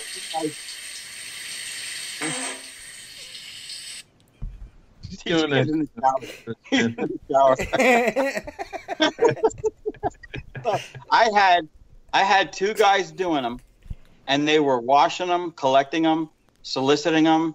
You know, I finally realized that if this guy is spending 10 to 15 days collecting them, because we don't, unless it's a monthly, we bill everybody the last week of the month, and then percentage of the bills go in the mail, percentage of the bills get processed credit card, percentage of the bills get emailed, you know. And I just felt that though the cash was nice, I can't afford to run my business with that cash. So what I did was we sent out a letter 3 months in a row saying from this point on, the employees will not be collecting from your account due to safety concerns of our employees walking around with money in their pocket. It makes sense. Okay. So then we took the smaller ones, the $15 and $20, and we put them, do you want to pay quarterly? Do you want to pay by credit card? You know, but, well, I'm not going to continue this if the guy's not coming in to collect it. And I said, send me a self-addressed stamp envelope. I'm like, lady, you're paying, you know, $15 plus tax, and I've got to clean you twice, and then I've got to send you an envelope with the 50-cent stamp and an invoice in it, and now you want another envelope with another stamp? I said, you're just better to get someone else, you know? Yeah. So we lost about 8 to 10 accounts, and now everything, we push email as much as possible because that's free. My wife just processes it in the office. And now I take the guys that were spending 10 to 12 days collecting, and they have an open schedule because the last week of the month is the easiest week because everybody's been – see, I don't do my weeklies are not weekly. They go 4 times a month. So if there's a 5th week in the month, I got them for other things. They're not getting another cleaning. Yeah. That's the way and twice a month is not every other week. It's first week and third week, second week and fourth week. That's it. Yeah. Mm-hmm. God, is that all you guys talk about is fucking window cleaning? Jesus fucking Christ. Well, and Triumph Z40. Triumph Z40. Mark's like, look at that glass damager. Look at that, man. Scratch him up, buddy. Scratch him up, buddy. You know what? Easy peasy. And boom. Yeah. Mark wants to punch me in the butthole with his wiener. Jay, where's your face? It's gone. Huh? How come I can't see TJ on the camera? I see him. Yeah, my camera's on. So I don't see it. I see your outlaw sticker. Well, that's probably because you got that California internet, so you're probably stealing it from somebody next door or from McDonald's or something. Yeah.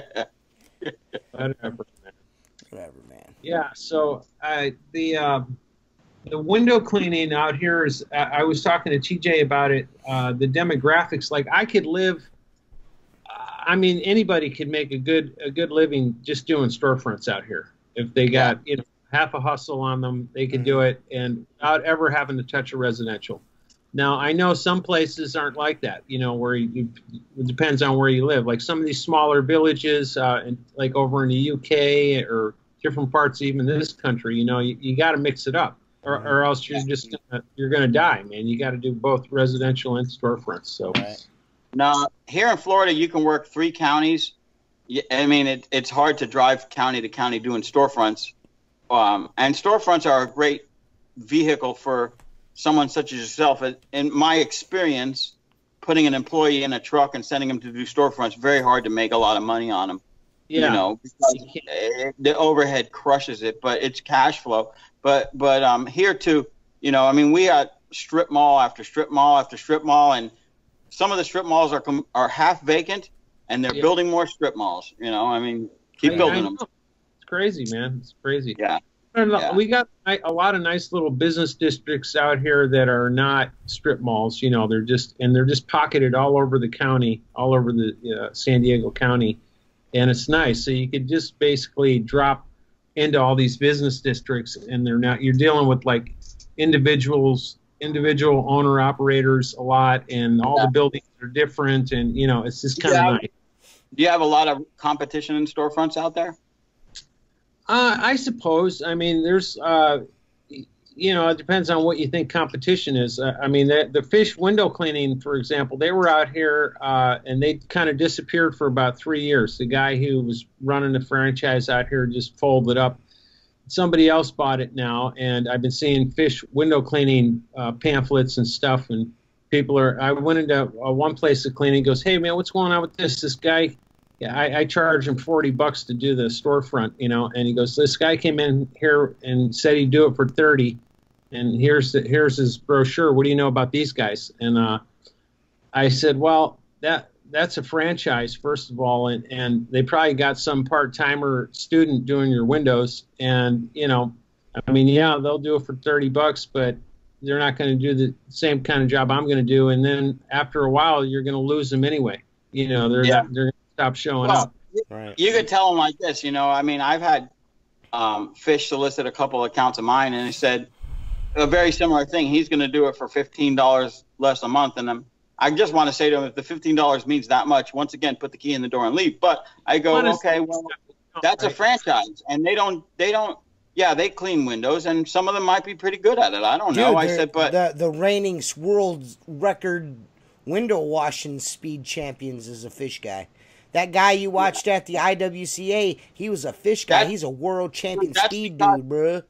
That's because the Orientals and the French guys didn't show up like when I went in 2004. You know those guys? Oh, yeah. Those guys. Dude, we went to the IWCA convention in 2004, me and one of my guys, and they had the windows set up for the speed contest, and I looked down, there's Squeegees, and I'm like, let's play around. So then a crowd starts gathering, and everybody's doing it. Nobody threw us out. And I'm looking around, I'm going, I can beat him, I can beat him, I can beat him. This guy looks like he might be a formidable opponent. And we think we got this thing licked. And then we leave, right, for like an hour and come back, and these French guys show up in these fancy uniforms, and they're swinging squeegees like I have never seen. And I'm like, I might go get my $20 back. I don't look like these guys. Listen, man. And I talked to one of them. He told me, he says, how fast? Yeah, but I mean, not to cut you off here, but I mean, see, who's the fastest at cleaning a clean window? Oh, you're right. But here's the thing. I said to one of the guys, I said, you guys look like you do this every day. He goes, 2 to 3 months before the convention, we come in here, we go back to the shop, and we practice 6-7 hours a day. And I'm like, that's 6 or 7 hours a day. I'm out making money, you know. I mean, it doesn't mean that much to me. Yeah, it doesn't mean that much to me.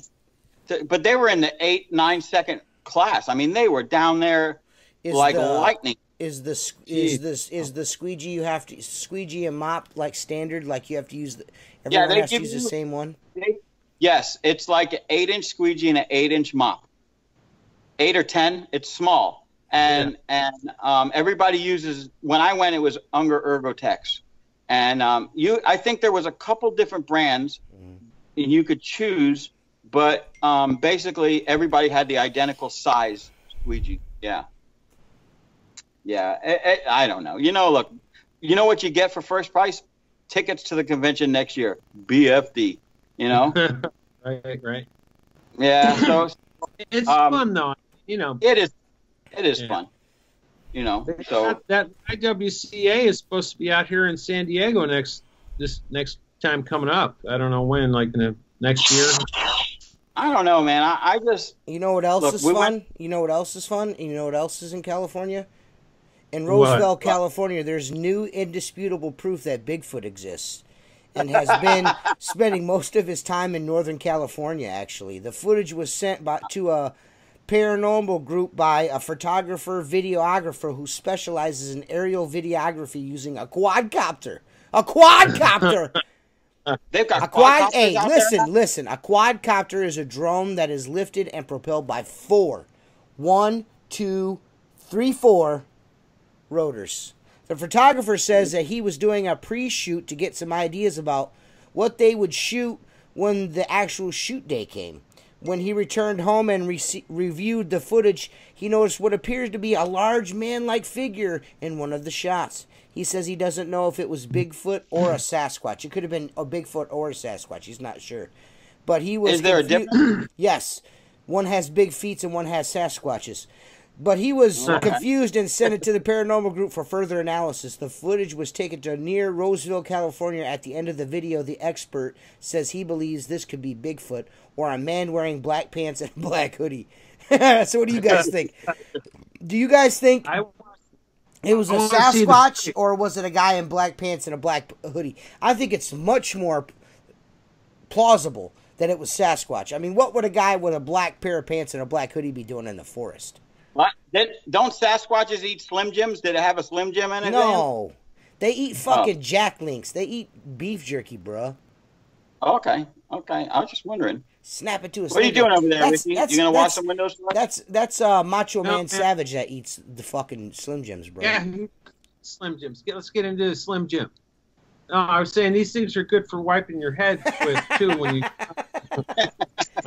So have you by chance, Richie, especially when they're wet, man. Have you ever drilled any holes in your T-bar? Once, a long time ago. Actually, it wasn't me. It was my David friend Steve. David Casanucci says much love to you and Mark. Hey, Dave. Man. Peace out, buddy. Stay safe. Yeah, no, the guy that taught me how to clean windows back when I got out of the service, he used to do all kinds of shit like that. Make his own squeegee holsters out of leather and drill squeegee. He had squeegees with holes drilled in them and stuff like that, kind of like what Mark did. But he was the only guy I ever seen ever do it. And then when Mark brought it up in one of the podcasts, I was like, damn, man, I forgot about that. I'll tell you what, Richie. The holes in the squeegee could go back and forth if they're actually doing something. I believe they are, but the holes in the squeegee in the washer handle that are aluminum and sealed on the ends, TJ did his. He knows that thing holds water, man. And how do you drill the holes again, Mark? Tell them again, guys. Never hear that. You drill them in the top. So, yeah. Not on that side, on the other side. On the other side. Yep. Yes. Drill them there, and so then... it leads through the mop. Yep. Just like 3/16 holes, very small holes, and you'll feel that thing fill up with water. Exactly. It's got to be a sealed one like that. Yeah, but you do one on that flat side and then one on the side, right? Because that's what I did. Because that's what you told me to do. Yeah, I put them like this in a V. Yeah. Across like this. and that'll it'll fill up with water. It fills up water, and your dippity doodads are a lot less. That way. And like I said, yeah, dude, I see guys do that all the time. They don't do shit. Yeah, it don't do nothing. Don't do shit. Guess what? I pour my gas out of a can with the yellow thing stopped up because I like it to go slow and make a mess. Yeah. Yeah, but you got to do the zip ties, brother. I'm on the fence about the zip ties. Yeah. I have never torn one because I cut holes in it. I can't stand a floppy mop. Yeah. I can't. It's that gets annoying. And then sometimes that strap that holds, like it's the ones that I use, the Unger ones with the stretch out. Yeah, they stretch out or they rip. You know what I mean? And then once they rip, it's a fucking shit show. Like underwear that doesn't stay up anymore. See, I'll use a mop. I'll use a mop until the fucking T-bar pokes out the end. You know, I wear the shit out of a mop. I used to stitch them up with fishing line. I used to keep a piece of fishing line. What kind of mop do you use? I use the Unger, the green, solid green Unger microfiber. They hold so much water. My guys were using those tough sleeves, and they're bulletproof, man. What the hell? Oh, we got a cat too. That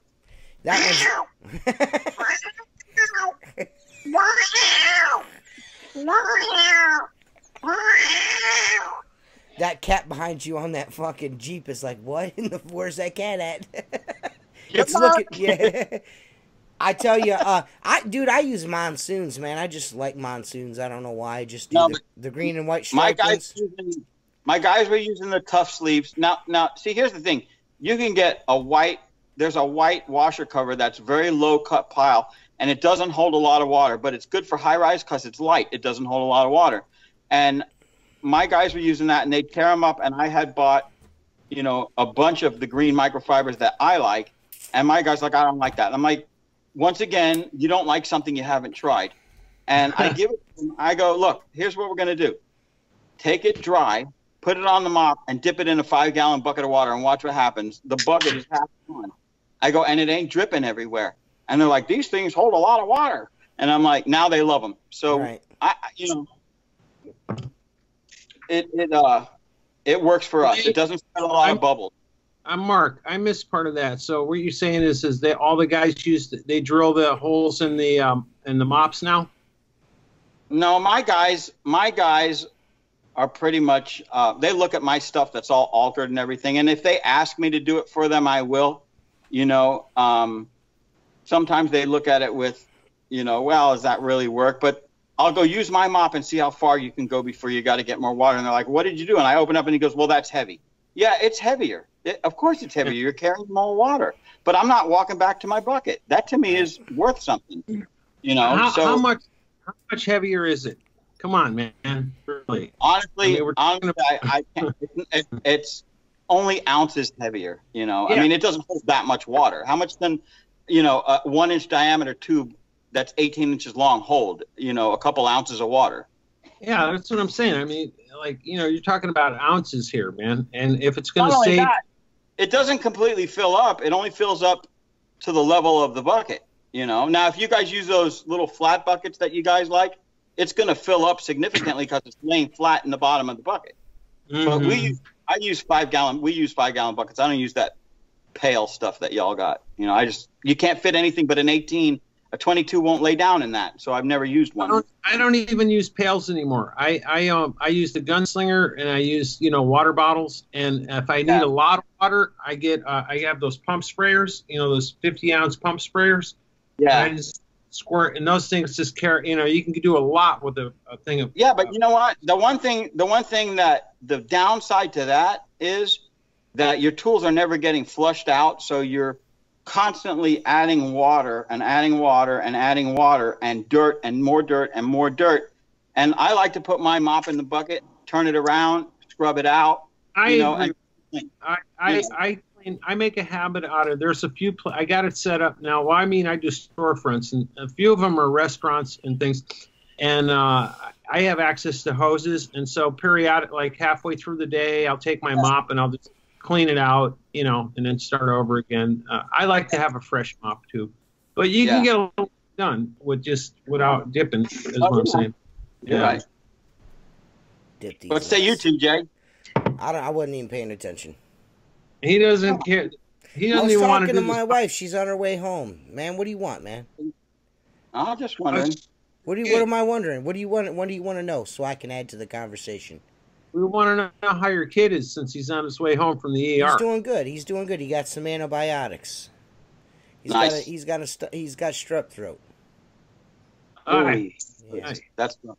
Yeah. That's rough on the kid, man. Yeah. Yeah. Well, you'd never know it. You'd never know it with this kid. You'd never know.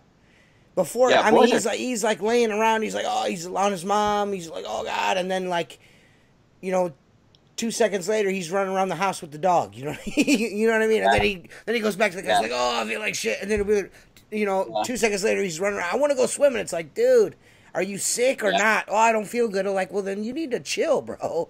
They're only sick when my son has time to go to school. My son has a wild spirit about him.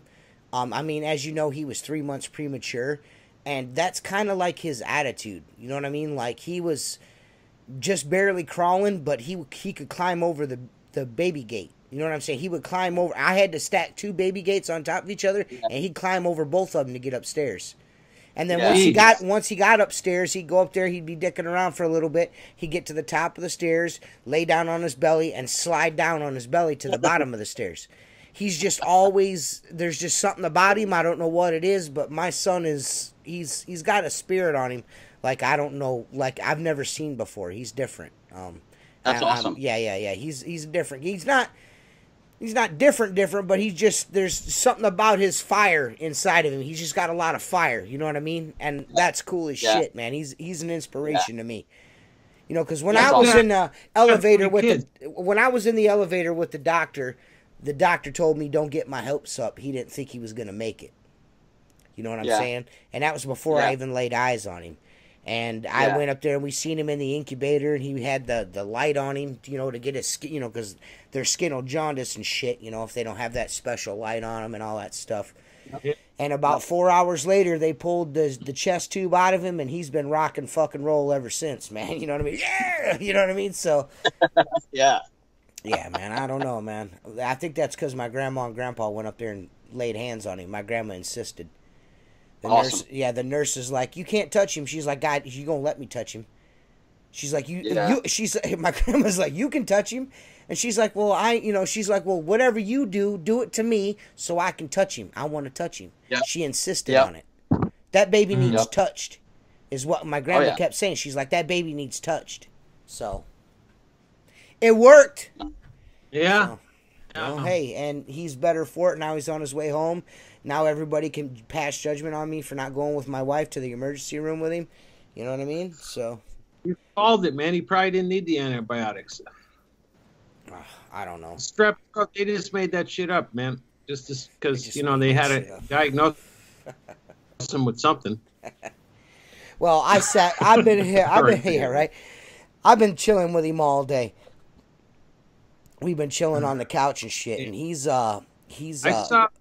to start his own. Yeah, he wants to start his own YouTube channel. Yeah. And what he wants to do is he wants me and him to play video games together, and then and he likes dinosaurs too. Yes. He wants to play video games. Me and him play video games, and we'll superimpose ourselves on the screen. I don't know if you guys probably don't have kids young enough, but there's this guy that does videos with his kids playing video games. It's called FGTV, and he absolutely loves that, and he wants to do that with his dad. So eventually, I've got to stop saying fuck and get on YouTube with my son and play video games, because I promised him that I would do it. He's like, I want to, so I got to do it. My kids play that Fortnite game, and they get into that, and I see them for 5 hours at a time. I won't allow that at my house. I will not allow Fortnite at my house. I would rather my son beat hookers up on Grand Theft Auto 5 than play Fortnite. Yeah, my kids got Grand Theft Auto, and they're like, I don't know how Dad has fun. All he does is run people over with the cars and smash the shit out of the cars. I'm like, I thought that's what the game was all about. That's how I do, too. My son is 6 years old looking at me like, Dad, that's not how you play. I'm like, what do you mean? He's like, you're not robbing any stores or nothing to get money. You're not doing any missions. I'm like, oh, my bad. I'm not a good enough. Everybody over. Yeah, I'm not a good enough criminal, I guess.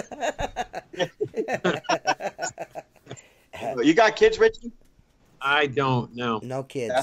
I raised one. I was with the gal one time for about 4 years, and I raised a kid. He was like just almost 5. He was like 4, almost 5, until like 9 years old. Yeah. So I just in that period of time, I saw him go from Barney to like Lord of the Rings. You know what I mean? Yeah. That's when it gets cool, man. When they get older, you can start watching comic book movies and shit, man. Yeah. You know what I mean? Yeah. Before that, like, come on. That's what. man. Yeah, that's what me and Uriah have been bonding fast because of his love of comic books, and comic book movies and Jurassic Park. So all that stuff. And now my son. When he was a little feller, really little feller, he had a lazy eye. It was kind of crooked, you know what I mean? And they wanted him to wear these corrective glasses, so we spent $1,200 on these fucking Play-Doh glasses that had a strap that said, I could super glue those to his face, and he was getting, he would not wear them. So I was reading on online that video games help with hand-eye coordination and it helps strengthen the eye. So I was like, you know what? I'm going to dig the PlayStation out of the closet, and I'm going to start playing. Me and Ryan are going to start playing video games. So he's just a little tiny dude, like 2-3 years old, on the couch with a controller next to me, just doing his thing. And it actually, watching the shit happen on the screen actually got that muscle in his eye. It actually fixed his eye. The doctor's like, how'd you do that? I was like, I just gave him a video game controller and set him in front of the TV. But, you work outside all day in the summertime. It's super hot outside. And after all your work's done, you want to go and chill in the air conditioning a little while. So I sat on the couch with my little man, because he wasn't really allowed to be outside a whole bunch and shit like that because he had a compromised immune system and all that shit, being a preemie and stuff. So we had to really watch that stuff. And he's like allergic to everything. So when he was outside, he'd miserable, eyes swollen. He was all fucked up all the time. So I just chilled with him and sat on the couch. That's probably why I ballooned up to 80 pounds overweight, because I was always on the couch with that dude for like 2.5 years. I spent on the couch with my son. After work, I'd come home. My wife would go and do her job at night, and I would sit with him, and I would just like eat like gummy bears and play video games. You know what I mean? Fuck. I'm gonna go get a drink of water. I'll be right back. I'm gonna go get a drink of water. TJ, so the 4th of July cook-off video was kick-ass, man. Yeah, I'm glad that you liked it. A bunch of people actually liked it, so that's pretty cool. I think I'm gonna keep doing those. Dave the Window Licker told me to subscribe to a barbecue channel for learning how to barbecue, and I was like, dude, I already know how. But actually, I checked out you have to look in the comments on the video. That's actually a cool-ass channel he turned me on to. I can't remember offhand what it is, but the guy's got some pretty cool stuff on there. So, and I always like to check that stuff out, Like Mark knows, I've actually reached out to Mark on several occasions about briskets and stuff, and Mark has helped step my brisket game up, Because little what people do not know is Mark Tanner is actually a well-accomplished meat smoker himself. He smokes all the meat. But Mark has actually actually been into some actual contests for smoking meat, like actual competition barbecue. Yeah, I did a national competition, and I placed in every category. Mm-hmm. And for somebody, that was my first national competition from KCBS. I got money, I probably barely broke even, but they said for you to come in here and to place in every category, which is 5th or better out of like 85. Dude, I told you there was guys with $100,000 coaches with a kitchen behind it, and I pull up with a pickup truck and a homemade smoker and kick their ass. Right. That's what I loved about it. Yeah. And now I do it a lot for a hobby, and I love to help. I love to just talk about it or help someone And what people... I tell you what, that shit he showed me to do to my briskets is fucking out of control, bro. Yeah, and the one thing about smoking meat, it's you know, whatever flavor you like and whatever kind of wood. You know, I use pecan or I use cherry. I like sweet wood, and I don't and I inject, you know, a brisket or a pork butt. I don't inject ribs, but I make a dry rub for those. And realistically, it's almost everything about temperature. Meaning, if you pull a brisket at 175, it's going to be tough like a shoe leather. If you wait till 185 and let it rest to 190, it's going to be perfect every time, you know. And then getting your seasonings right and everything, and it's a lot of fun, you know, because I I've really always like it. Brisket and pork butts you can't hardly screw up a pork butt, but like a brisket is an expensive. You buy a whole brisket, not just the point. Ugh. It's an expensive bit of meat, and then cheap. And that's a very expensive fucking mistake. You know what I mean? If it tastes like shit or it's tough, it's like, oh no. Yeah, if you're gonna cook it for 14 hours and then it sucks, that really sucks. Yeah. You know. Yeah. But I've got a restaurant that I clean every week, and he turned me on to his purveyor for meats is the same purveyor for Morton Steakhouse, so it costs me more. But he gets me what's called a packer brisket, which is a full brisket. It's 90% trimmed. You just inject it. I inject my briskets, and then I put them in one of those shrink, you know, vacuum sealers, and I'll let it sit overnight. And man, you can't screw that up. It's just amazing.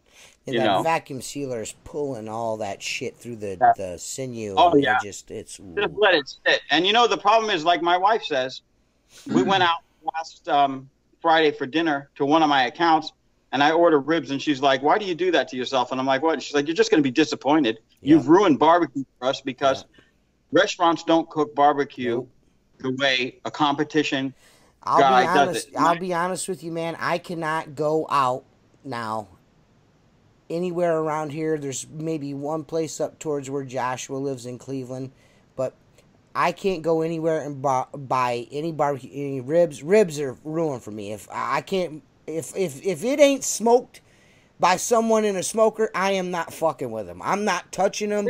I'm not going to Applebee's, Texas Roadhouse, none of that shit. No ribs. Dude, I don't want your boiled ribs. Yeah, I don't want that shit. I can't even buy a steak anymore, dude. It's like, dude, you can't even cook a fucking steak, man. You know what I mean? Shit.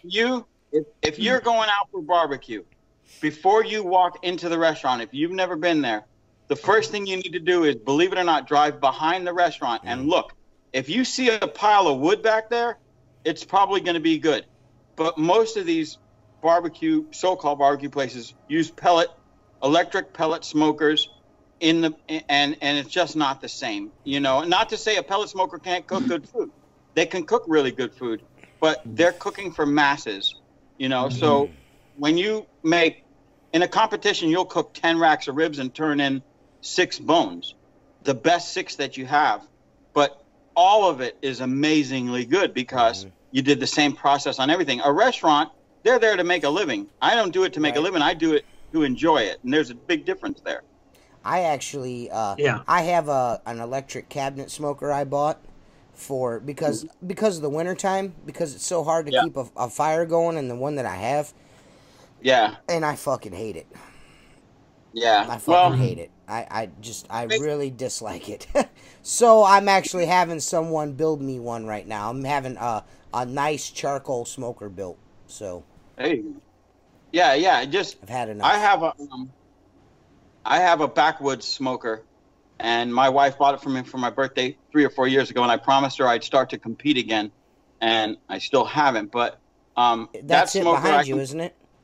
Yeah, it's sitting right back there. Yeah. It's I could put a bag of charcoal in there, and then you put the wood on the charcoal, and then it's automated with a DigiQ, which maintains the temperature, but it'll cook for 24 hours at 225 with 1 bag of charcoal and a minimal amount of wood.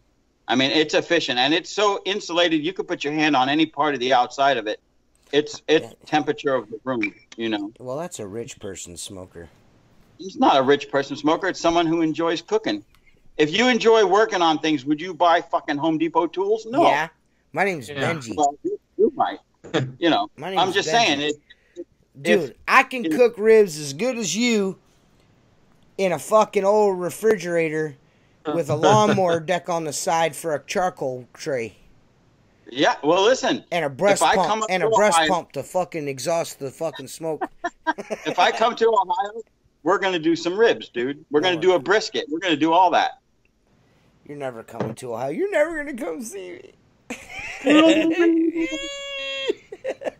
Dude, I just like fucking cooking, man. And, you know, this is the thing, dude. How many fucking window cleaning videos can you do? You know what I mean? How many fucking window cleaning videos can you do? You got to break it up. You know what I mean? I'm going to do cooking videos. I'm going to do podcast videos. I'm going to dress up like a hillbilly and talk shit. That's just, I'm going to start doing that. I'm going to be more entertaining. And I'm still going to do glass work. You're still going to see that, but you're going to see a little bit more variety out of me. I got to be a little more creative. What? Remember when we first started talking, you sent me, we spoke, I believe, and you said, cooking a brisket and some ribs, and I said, here's what I do. Write this down and do it. You can't go wrong. It'll be a basis. You can change it, but this is a basic way. And then I was going to camp one weekend, and I said to my wife, I saw this biscuit and gravy recipe that looked amazing. Where did I see that? I'm thinking TJ. And I sent TJ a message, and he sent me that recipe, and I did it exactly like he said. And my wife doesn't eat stuff like that, you know, because she's all veganed out and healthy, unlike me. And I go, you got to have some of this. And I swear to God, her eyes got this big. She's like, oh my God. Hey, that right there, my great-great-grandma taught my grandma that. You know, her grandma taught her that. You know what I'm saying? So that's been around. That sausage and gravy recipe, that you will probably never see that on YouTube. What I gave to you, Mark, was a family secret. And so the only reason why I did that is because you saved me on a $200 brisket. So I was like, I'll hook you up with this recipe. And I tell you what, it's just, you know, it's good, man. It's not good for you. It's not good for you, but it's really good. But I make that, and I'm like, just give me a bathtub full of this. And I'm just gonna lay in it. Give me a straw. Give me an IV. You know? Right, my kids ask for it all the time. They're like, Dad, sausage, gravy, and biscuits. I'm like, God, dog.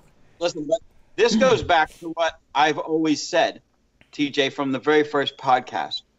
If you're going to do something, whether it's window cleaning or fabrication work or cooking or any kind of hobby, be the best you possibly can be at it. Because I could tell people, I'm not great at a lot of things, but what I do very well, and I'm proud of what I do. And that, for me, is all I need, you know? Right. I mean, it's just like fabricating. I spent a lot more time building shit than someone who would see on TV that has a lot more tools than I do. But when it's done, all it takes is one person to go, where did you get that? Well, I built that. Yeah, right. Okay. Right. They don't believe you. That's what I like, because they think that that's almost a piece of art. It's so perfect, you know, and you shoot for perfection and you'll end up settling for excellent. You know what I'm saying? You got to be almost anal about whether it's cooking too. Dude, I have a manila folder, a file folder. Yes. With all my times written on it. It is so, my wife wants to throw it away. It's so nasty, from barbecue handprints on it. And that's my Bible. Right. You know, and my wife will say, well, what if something happens to you? How are we going to? I go, you go in the Bible. Yeah. It's got all the stuff. You can look on it, and it says 2 hours, bone side down on the ribs. 1 hour, bone side up. Wrap them in foil, 45 minutes. When they get to 170 degrees, take them out of the foil, put your glaze on them, whatever that might be, or nothing, and cook them to 180 between the bone, and they will be perfect every time. You gotta firm them back up after you get them out of the foil, because the motherfuckers won't stay together. They'll be too. Well, at 170 they will. If they go over 170, they start to fall apart. But if you go to a restaurant and you, like a Ruby Tuesday or Fridays, you order ribs, they're like, oh my God, they fall off the bone. Yeah, that's because they're overcooked. Nasty, mushy. Nasty. You're not supposed to do that. Nope. Yeah, No mushy, man. No mushy. Yeah, man. Like this is the way I do it. I don't really write a lot of things down, but each one of my kids know how to do something. Like my one daughter knows how to make my homemade secret squirrel fucking hot dog chili, my hot dog sauce, which is a fucking hit. If I make hot dog chili, when people know that we're having a cookout, they're like, TJ's making hot dog chili. I'm going to text him so he can make me a pound of hot dog chili. Like my father-in-law, if he comes to the house, he asks for two things, a fucking napkin and hot dog chili. If I don't make hot dog chili, he's pissed. He's like, well, then why the fuck am I here? I'm like, well, okay, dude. Like, and then my other daughter knows how to make the sausage, biscuits, and gravy. You just gotta, you gotta spread it around. You know what I mean? You gotta spread it around. The sausage dip, man, that's the shit with the frosted flakes. Oh no, those are potatoes. The frosted flakes. Yeah, the frosted flakes were put on the potatoes. The sausage dip is the pound of sausage, the block of Velveeta cheese, and a can of Rotel tomatoes. And the butter. No butter. You got to go back. You got to go back. You got to go back and watch it again. You didn't even pay attention, man. I thought we were friends, dude. Pay attention. So I was fast forwarding through all that boring shit. It was awesome, man. I enjoyed it. The frosted flakes was a nice touch, though, and instead of the corn flakes. Yeah, well, it's a little sweetness to go with the spiciness of the barbecue. You know what I mean? You got to kind of, you got to kind of hit the palate in both directions. You know what I mean? Get that bitch an uppercut and then a stiff right. You know what I mean? hey, dude, that's the way, dude. I come from a Southern family and a large family, and when we do something, we do it big. So when I have people over, I throw down. You know what I mean? You're coming to my house to eat, you're leaving full. You know what I mean? And you're taking some home with you for lunch the next day. That's the way I do it. I seen that video of you smoking ribs. That was a big ass smoker. That was the electric one, right? Yeah, that's my electric one. No? That big one? Oh no, it was in the live video. Yeah. Oh no, that was we were smoking ribs for charity for the canine units. All the area canine units. We smoked ribs, and all the proceeds went to train dogs. Nice. Nice. Yeah. That toe behind smoker, that's my cousin's that owns the rental shop that rents the lifts and all that shit. That's his smoker. It's a toe behind. Nice. Yeah, nice. Yeah. Well, I'll tell you what. Anyone who wants to make ribs, write it down. 225 degrees, bone side down, 2 hours with the rub on them. If your rub has any salt on it, in your rub, do not put it on until right before you put it in the smoker. Get your little Pam cooking spray. Spray the ribs so the rub sticks. Put them bone side down. I use mustard. I use French's yellow mustard. Yeah, I don't mustard my shit anymore. Mustard tends to break down. Shut up. Mustard makes it tender. Dude, you don't need to make it tender this way. I know. Okay? I know. And put your rub all over them. Put them bone side down. 2 hours, 225. Turn them over. I spray them with apple juice. I'm a big apple juice guy with barbecue. Mm-hmm. Spray them down with apple juice, especially because my rub's got some heat in it. Mm-hmm. Spray them with apple juice. Turn them over for 1 hour. Okay? At that point, they're going to be about 160 degrees. If you're at 225, wrap them in foil tight. Spray them with apple juice where they're dripping in the foil. Wrap them tight so they seal. Put them in there for 45 minutes, 225. Take them out. They'll be almost ready to eat. At that point, I put them in there, and they're really wet from all the apple juice and the steaming. Let them go in there for a half hour, and they'll dry out a little bit. Then you put, if you put barbecue sauce, and cook them to 180 between the bone, and you'll nail it every time. But if you do it right, you don't need barbecue sauce. Yeah. The only thing that we do differently is when I put my ribs in the foil, I use raw sugar and Parquet. Yeah, I've put a little bit of my rub, mix it in with some honey. Oh yeah, that's good too. But yeah, and then I found the profile changed, and it added between the honey and the apple juice, it made it too sweet. Yes. So I just use, apple juice and spray it on there. And as you're cooking the ribs, once you get past the first 2 hours, keep a spray bottle of apple juice, and every 45 minutes, half hour, wet everything. Just freaking spray them down. Because after the first 2 hours, the rub sticks. It's not going to wash off. All right, and I'm telling you, man, you can't go wrong. Ooh, you just got a big tip right there from Mark Tanner, a big mushroom tip. Yeah. Hey, speaking of mushroom tips. Yes. Do you hear about the guy that was born with 5 penises? No. His pants fit like a glove.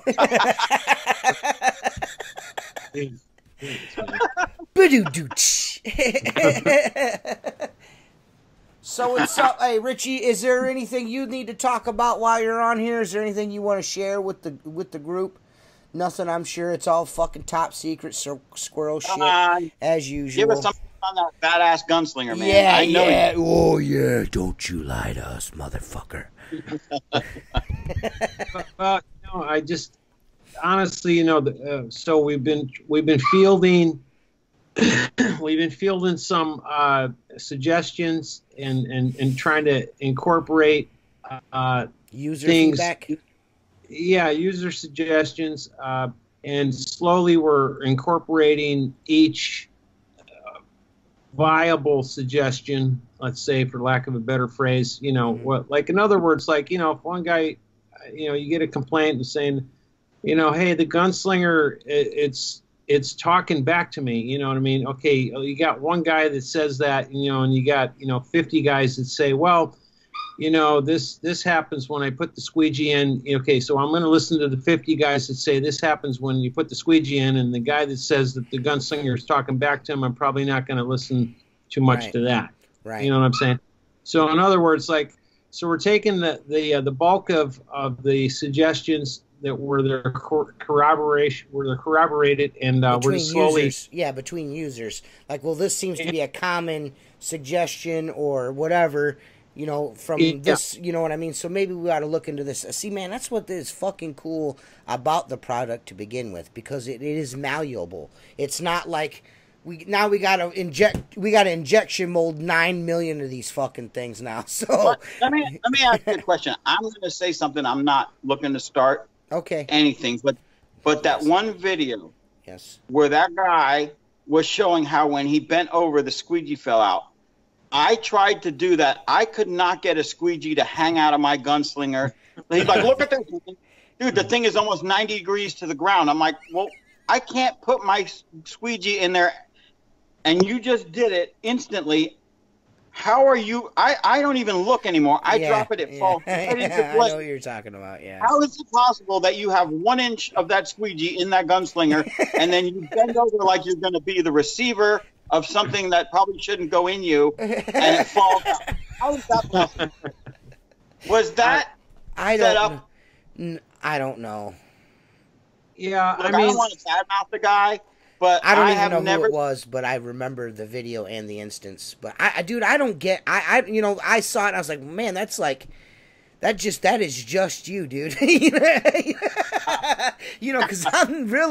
I'm not, trying to be an asshole, but I really don't try to put my squeegee in there any kind of way. I just drop it in there. I've never had one just fall out while I was bending over. Unless I can see maybe if you had your gunslinger tied around your nipple, you know what I mean, and like you were like. I mean, I'm like, thank God for Velcro. I don't have to tie my shoes anymore.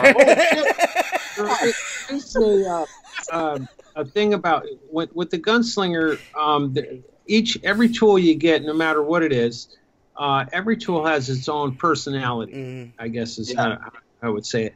And so when you're used to using something one way, and then you get something new, it takes a minute to kind of acclimate to the personality of the tool that you're using. And I think what's happening is because initially, when the gunslinger first came out, we were getting a lot of calls, and people were like, kind of like the deer in the headlights. You know what I mean? Like, what's going on? And then after a while, they're like, oh yeah, I got this. They just need to use it. Just use it for take a couple weeks, a month, or whatever. Use it every day, and then be like, what you thought was a complaint is actually an attribute. Right. Yeah. You know what I'm saying? Like for example, like one guy was telling me about he goes, well, mop doesn't touch the bottom of the thing. I go, and he was complaining about, well, I can't keep my washer wet. I go, what? The reason why the mop doesn't touch the bottom of the thing is because the mop doesn't touch the bottom of the thing. The reason why it doesn't touch the bottom of the gunslinger is because it doesn't touch the bottom of the gunslinger. Yeah, it was designed that way. The reason is because this is what I mean about the personality of the gunslinger is it was designed so you can have more control over how wet or dry you want your mop. Yeah. I don't want to touch in the bottom. So if you want your mop wet, open the reservoir up, dip it in there, or wet it down with a sports bottle, or dip it in your bucket or whatever. Yeah, and that way. Because a lot of times, Not to interrupt you, but I use 18 and 22-inch tools, and both of my mops are pivot handles like TJ because he cleans very similar to my technique. If I want to wet my 22, which is the biggest realistic mop you're going to put in there, I've seen these guys with these 30-inch pieces of crap, but that's that. Dude, all I have to do is fold the handle a little bit and push it down. It goes down into the reservoir. That's what I do with my 18. I just hit the switch on my handle and I stuff it down in there and I'm good to go. Yeah, and that's what I mean about the personality of the. You just have to get, you just have to use it to kind of figure out what's going on. We are Legion. You must assimilate to Gunslinger. No, here's what it is. I'm going to answer every question associated with a gunslinger, or pretty much, for that matter, any piece of equipment you will put in your hand, whether it's a screwdriver, a drill, a squeegee. One must first be smarter than the tool in order to make that tool work properly. End of story. Yeah, that's true. End of story. Yeah. Well, getting back to your original question, so there's that aspect of Gunslinger that we're dealing with now, where we're just slowly making these implementations and re-releasing them, to try to make the little upgrades. And then, in the background, of course, I talked to you, Mark, and you, TJ, about, we got some new things that we're working on, and those are going to be introduced relatively soon. So that's kind of, and it's all having to do with the belt system. Can't wait, dude. I can't wait. I can't wait because it's so fucking badass, dude. Rich, hey, just so everybody knows, Richie's super modest and all this shit. He's super modest and super humble-y and all that shit. Richie's a fucking badass, and Mark takes it in the rear. I do. But look, here's the thing. The shit that's coming out that Richie's doing is going to be just as badass as what you've seen from him so far. So you guys are in for a treat. Cool. I've sold 2 gunslingers, not nearly the amount TJ has been a part of, but the gunslingers that I sold went to window cleaners who even refuse any type of bucket on a belt. Mm-hmm. And they're one guy. He's had enough. Where's David Blaine? I don't know. Where's David Blaine? He just floated off the camera. I haven't. A block of ice. I wouldn't. I wouldn't necessarily say that I've sold a bunch of gunslingers or anything, and that's I think. Mine. Well, dude, if it wasn't for you, I wouldn't have bought it. I know, but I sold one for sure. Hey, sold mine. I'm just trying to urge guys, because I'm like really stubborn. I've been using Pull-X buckets for a super long time. And you know what I mean? And Tim was like, dude, you got to try this out. And he showed it to me. I'm like, man, fuck that. I ain't wearing that. And he's like, why? I was like, because I don't like wearing I don't like wearing a tool belt. I just like to snap my bucket on my regular hold my pants up belt and go down the road. That's what I like to do. And he's like, dude, I'm telling you, you use this for one day, you'll never. And he was right. Richie's like, I sent me a test model. I wore that motherfucker for one day, and I was like, I haven't touched a plastic bucket on the belt since. I have not used one since. Yeah, I got a bunch of them. They just sit on the shelf. My squeegee rubbers thank me for it. You know what I mean? Oh, Straight up, I am not nicking my rubber nearly as much as I used to. I'm not nicking it at all. Right. I mean, I don't have any issue like that at all. None. But either way, it's a good product, and once I got a hold of it, and Tim was like, you need to do YouTube videos, it was just natural to share with everyone. Be like, man, you should buy one of these. Pre-order these motherfuckers. Pre-order the shit out of this. You know what I mean? That was, you know what I mean? And talking, and I knew, I was like, man, if I could, I was telling Tim and Josh, I was like, if I can get Mark Tanner or Todd Ford to buy one of these fucking things, everybody's going to be buying these fucking things. And then all of a sudden, Mark's got one, then he bought another one that he didn't really need. And then he's trying to win another one and buy it. Oh, shit, I'll buy it. Yeah, that shit was rigged because I really won that one. I told Richie today, I said, man, I got that Seattle Seahawks one. That's what I call it because of the colors. And then I was just surfing around, and I had told my buddy about it, and I seen that red, white, and blue all patriotic one show up, and I'm like, I need to close this page because I'm going to buy that thing. Yeah, dude, it's so fucking cool, man. Those things are cool as shit. That was a smart idea. When you guys were doing I'm probably the most skeptical window cleaner there is. Because I've been around long enough that like you, Mark, or even you, TJ. I mean, you see all the gimmicks, they come and go. Yes. You know what I mean? And I buy everything. I buy everything just because I want to try it. I'm like you, Mark. You know, like we just got to try that shit, man. You know what I mean? Yeah. And when I first started making gunslingers, back before I even had them out as tip jars, and I was getting guys to test them, you know, I was basically like scotch taping and gluing this shit together, you know, zip ties and just like, you know, experimenting and stuff. Yeah. And these contraptions that I was using out in the jobs, when I tried to go back to using the plastic buckets, man, I was like, fuck these things, man. Yeah. And I didn't care what anybody think. I had this basically Frankenstein Boab. This hideous Frankenstein Boab, and it was so comfortable, and I was like, I'm just going to use this thing, and I don't give a shit what people think. And then, you know, when I sold myself on that, I was like, you know what, this is viable, man. Right. I'm going to go fuck a machine. I'm going to start making these things because, like, I'm sold on it. You know I actually called Tim. I was like, dude, this fucking thing is actually like fucking. This dude's onto something. This fucking thing's pretty slick. You know what I mean? And I was a hard sell to begin with because, like I said, I was not into. Because the first question I asked, I was like, "Has it got a detachable belt loop?" And Perry's like, "No." And I'm like, "What do you mean?" He's like, "No." He just straight up said no. That's all he said during the live stream. He just no. You know what I mean? I'm like, all right, fuck it then.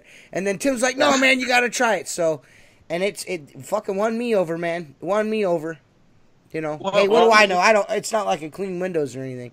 Yeah, TJ wanted to ask you, and he said maybe you should ask Mark because, you know, I'm kind of, I don't want to upset anybody, but will there be, since you're in California, a San Francisco rainbow model? You know, we have some colored ponies that Perry has. He hasn't released them yet, that color swatch, but you know, I think we have colored ponies and we have unicorns and some rainbow shit going on. I've seen some patterns Perry's kind of sent me, like here and there. He's like, look at this shit. And I'm just like, holy. I mean, dude, I mean, if you think about it, I mean, your imagination can only take you so far as fabric and material goes. You know what I mean? They make just about anything. It's just about whether or not it's viable to purchase enough fabric to do, you know what I mean? So that's the thing. I mean, we have like 170 different fabrics. I think it's 170, and we only have like 40 on the website right now. And it's just because part of it is, you know, we want to see, you know, how things go and everything, and then we have the release of all this other stuff coming up on top of it. So it's going to be, you know, and I think at that point we'll introduce, you know, and really kind of push all the different fabrics and things like that. Right, makes sense to me. Because I want a fucking fuzzy one real bad. I just want a fuzzy one. You know what I mean? That's the million thing. Did I show you the alligator? I made it out of real alligator hide. Yeah, I seen that shit. That shit was ridiculous, bro. The alligator hide costs like $500 just for that. But doesn't it start to smell after a while? Gator hide is natural. Yeah. Well, it was treated and everything, and it's not the kind that you would use. Like my girl uses it around the house here to clean the mirrors. You know, and that's it. And she uses like, you know, 1 ounce of water, you know, like it's like whatever. Right. But I mean, it's not, you wouldn't use it on a job. It was just kind of prop thing. That's cool. Perry wanted it, and so I said, "Well, shit, man. If you pay for the alligator hide, I'll make that shit, man." Right. So wasn't there like a pink alligator hide one floating around somewhere? That's the one I made. Yeah, that was it. Well, where the fuck did you find? Oh, San Francisco. They got pink alligators. That's right. It was actually. I'm not gonna bite you. Because you're from Florida. When you buy hide, you have to make sure the dimensions are there for the cutouts. You know what I'm saying? Yeah. So I was limited because the dimensions and the way it laid out. I only had a few choices, and believe it or not, that pink alligator hide was the best of the lot for what I was trying to do. So anyway. Well, I'm not gonna be satiated until I have a fucking Sasquatch for a fucking gunslinger. I want the Chewbacca edition, or I'm gonna be pissed. The Austin Powers edition with all the fur around the end. Tokyo go baby, yeah. Yeah, baby, yeah. I mean, I think that the thing I like about the way Perry went, the direction he went with the fabrics is that, I mean, most guys are going to buy the gunslingers to match their company colors. Right. You know, so they'll get the company color of the gunslinger, and then they'll buy a rag bag or whatever, you know, whatever other stuff we make, and they can match it all. And I mean, I don't care what anybody says, man, but I mean, that shit looks sharp. You know, you're professional. You walk into a place, you're just like, boom. You know what I mean? Yeah. Boom. No, I missed out on the logo ones, but the logo ones, that makes it sharp, man. And that makes it yours. You know, that logo is the next one I get is going to have my logo on it, because I saw that and I was like, yeah, that's kind of cool. And then I seen one and I'm like, man, that's the shit there. No offense, Richie, but I would trade in the Richie Blue signature for the logo. There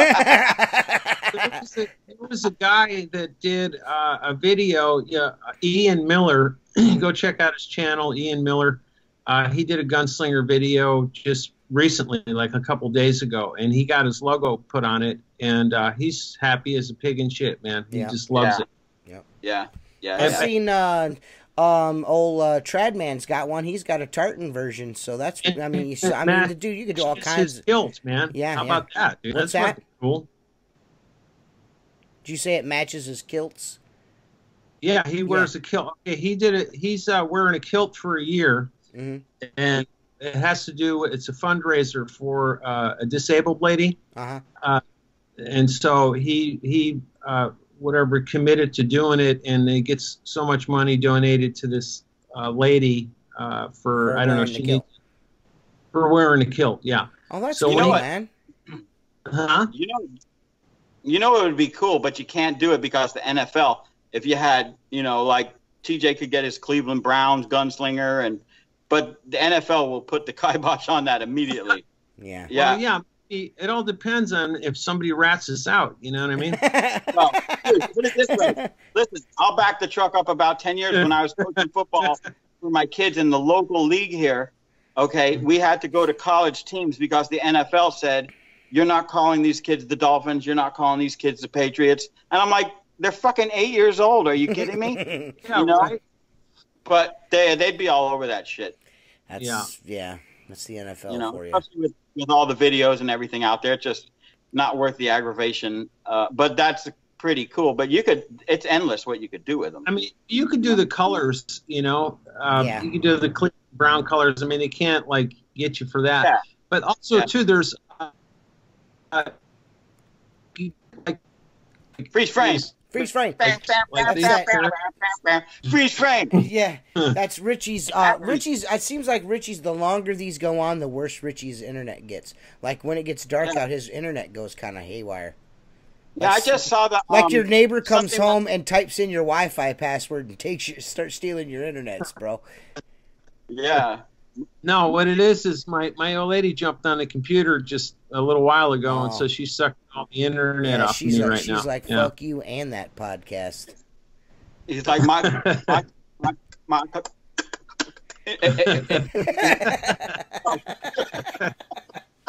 Well, I gotta say, man, we've been doing this for 2 hours, And Richie has not. He did one fucking sound effect the whole fucking show. I had to pick up the slack. Yeah, I'm disappointed too. I'm sorry about that, man. I got so into the podcast, I just couldn't focus on both, man. Right. You know, like the only reason why he was doing Marcus's episode because Marcus wouldn't let fucking anybody talk. Yeah, that was funny because I seen you, TJ, because he was blacked out, and I'm seeing TJ sit there, and I'm like, is he gonna nod off? Yeah, dude. Yeah, dude. And it wasn't a good night for me to begin with because we had a shitload of work we did that day, and I had to just jump on it, you know, because Richie's like, hey, do you want to do this podcast? And then I was like, yeah, sure, just set it up or whatever. And then Richie's like, well, he gets back to me like, I don't know, maybe 5 or 10 minutes later. He's like, oh, we're going in 30 minutes. I'm like, oh, okay. Yeah. Fuck. Because Marcus is just like, let's do it right now. Marcus is a good man, dude. He talks. He can talk, man. And you know, right? And it has to do with. I mean, come on, he's a Philly boy, man. Yeah, yeah. I mean, he's got the gift of gab, man. And that shit was some of that shit he was talking about was next level. Have you physically seen him? I've never seen Marcus. I've seen footage of what supposedly Marcus on a dance show. Did anyone see that? He posted a YouTube video of him on the dance show. Did you see that, Richie? Yeah, put the link on the bottom of the description here for the video. Okay, I'll have to look. Mind? I'll have to look. Here we go, Richie. That's a behind the scenes cut right there of me putting a link. Fucking Richie's such an asshole. You don't put it. He's like, you don't put any links on your video. You don't ever do it right. You're fucking up. Every time I get a lecture. Your first 3 comments on the video on the podcast we did with Marcus. Yes. 3 comments, links I posted. You fucker! He's such a fucker. You just posted a link. That was it. I don't have any other comments. Here's link. He's such a dick. He's like, well, since you're not gonna do it after I've told you 1,000 times, you need to start doing this, bro. You don't even put Outlaw Window Cleaner in the description. I'm like, what do you mean? A link in the description. You don't ever put it in there. I'm like, oh, I'm sorry, bro. I'm just trying to help you out, man. I'm just trying to help you out. Well, dudes, yeah, to put up the link. But you guys, dude, this has been a pretty awesome episode. Is there anything else you guys want to say before we close this out? Yeah, anyone who's been private messaging, and I get a lot of them lately that sees this, I'm in jail till Friday. I will say this, I'm kind of lurking in the background. Mark's penis, his superimposing penis problem has gotten himself locked in jail again. Mark, like the fucking, what was that thing called? No, what was that thing called? The vag, where the uterus or whatever it was, and you had you took a uterus picture and then put window cleaning tools. No, I had originally, and this is no disrespect. That got him kicked. I had the the vag slinger it was called, and it was a vagina. No, it was because you said the samurai looked like a uterus. Yeah. Man, you guys, man. Hey, but that got his ass kicked off. I told him not to do that. Yeah, well then you took dude's truck and you put a bunch of Eddie Stewart, who is now Edward Stewart for some reason. He's flying under. He's all scientific now and shit. Yeah. We're going to get him on because he is a brilliant man, and he just made some comment about his Toyota would outhaul my Super Duty, and I'm like, I'm a Ford guy. Everybody rags on me about it. That's all cool. I am too. I took a picture of his truck, and it had ladders in the back, and I changed the ladders into penises.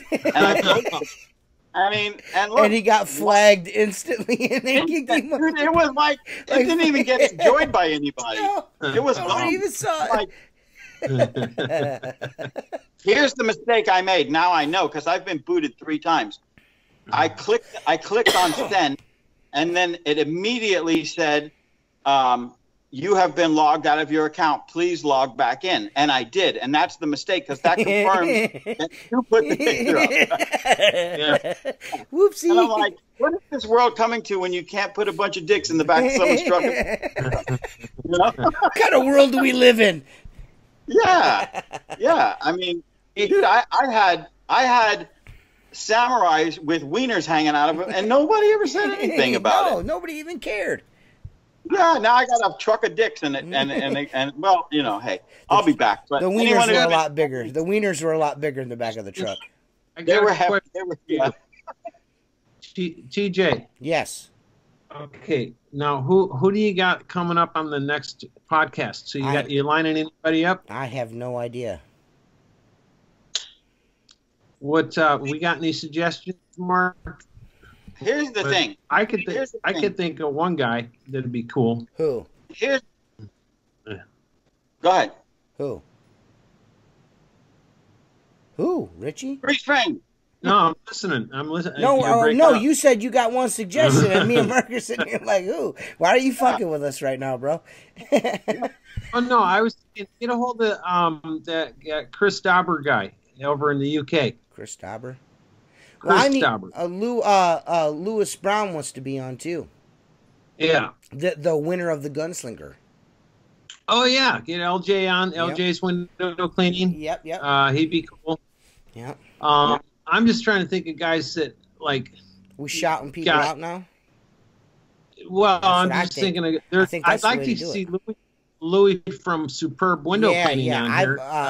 I extended the olive branch to him on YouTube a couple of times. He seems like he's drawing a little more interest on maybe wanting to do it, so that's cool. Yeah. I told him we could have you on as a buffer if he'd liked. Yeah, well, I mean, it's not his bag, like, really. He's kind of a one-on-one guy. You know, that's how he likes to have conversations. But that's cool. I mean, but I think Louis been cleaning windows a long time. Mm-hmm. And, you know, he's a Zorbo freak. He loves Zorbo. His videos. Yeah, I really dig his videos. Yeah, it's pretty nuts and bolts, man. Yep. He's just a nuts and bolts dude. Yep. And, you know, there's value in that. So, oh, yeah, for sure. Anyway. There's a couple of, I mean, I don't know how many. I try to watch the guys that do the genie ropes and the guy. I'm trying to think of who else would be a cool Mark. I would love to get fucking Todd Ford on here, but I don't think that's ever gonna happen. If I ever do that, I might quit podcasting right afterwards. Just be done. I have to say this. I'm a little more unprofessional than the both of you because I want Ben Hanks. Yo. I want the biggest fucking train wreck we can put up. Dude, Benjamin Hanks would be fucking super awesome. I would really enjoy that myself. Oh my God. Yeah, that would be super cool. Money. Come on here, man. Get him Free estimates. Yeah. Free estimates. Yeah. Gunslinger. Do they sell gunslingers at Home Depot? No, then I ain't got one. I made the same thing out of an old milk carton. Yeah. Dude is fucking so funny, man. I love that guy. Genuinely, I really like that dude a lot. He doesn't think so, but I think he's great, dude. He's great. Well, yeah, I tried. I know you reached out to him, and I reached out to him, and I was trying to. Yeah, I tried, and I'm like, dude, just because it'd be good entertainment. Yeah. I said, everybody wants to know if this is true or not, and I said, Mark swears up and down that it's all an act. You know what I mean? He swears up and down. There's no way. Probably, dude, man. You would literally have to live under power lines and eat paint chips to be that way. That's why I really believe it's a great act. It's a great act. Well, we will definitely work on fucking getting Benjamin Hanks or David Kazmich. Well, I will say this.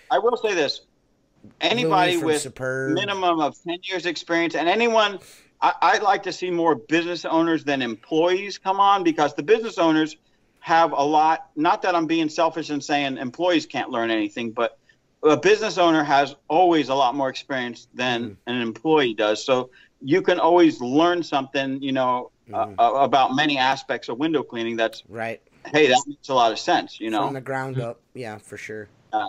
Yeah, definitely. But anybody's welcome as long as, you know, they don't take over, you know. I mean, hostile takeover. I'm gonna use all 2 hours to tell you about this. Right, you know? That's true. But this has been a fucking pretty badass podcast, guys. And if you guys want, you can go to www.outlawwindowcleaner.com and get you some of that shit we sell on there. Or you can go to www.futurecleaning.com, get you some of the shit they sell on there. Yeah, let me ask you one question, Richie. My buddy ordered a gunslinger. I had it in like 4 days. They're shipped over and staying stateside, or I know it didn't come all the way from overseas. They are at this point.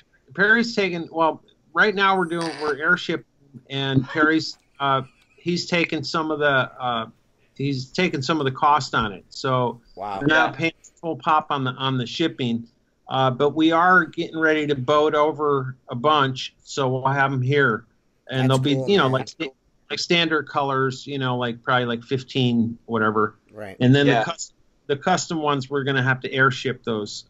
It's just the way it is. Right. So yeah.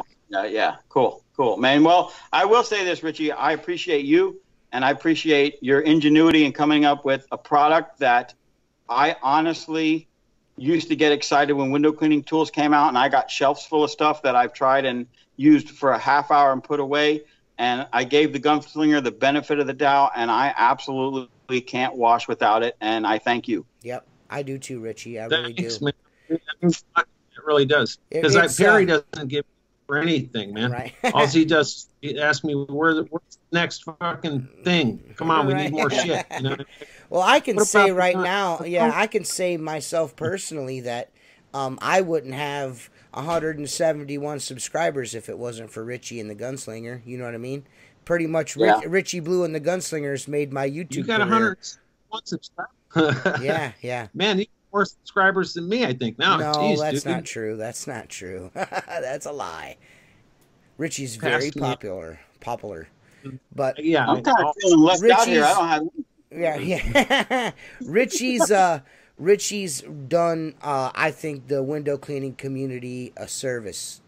To be honest with you, it's a badass product.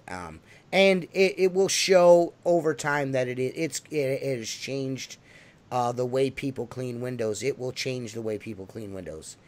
You give it another couple of years, man, and there's not going to be very many people cleaning windows that ain't got one. Yeah, I believe that too. I hope so. I mean, plus all the other stuff that we come. I mean, the idea is my motto on the products I'm developing. I always tell Perry this. I go, a wrench for every nut. A wrench for every nut. That's like, I just keep saying that to him. That's kind of like hashtag that's bullshit. Those are like the two things I say to him. A wrench for every nut and hashtag that's bullshit, man. Right. That's kick ass, dude. Yeah. Well, I wish you all the luck expanding the line. Mm-hmm. Keep going in the same direction that you're going, and I look forward to the innovations, not only from the Gunslinger, but Reach It as well, because they are continually evolving, and sometimes that gets bad press because they're like, I just bought that, now you got to buy another one.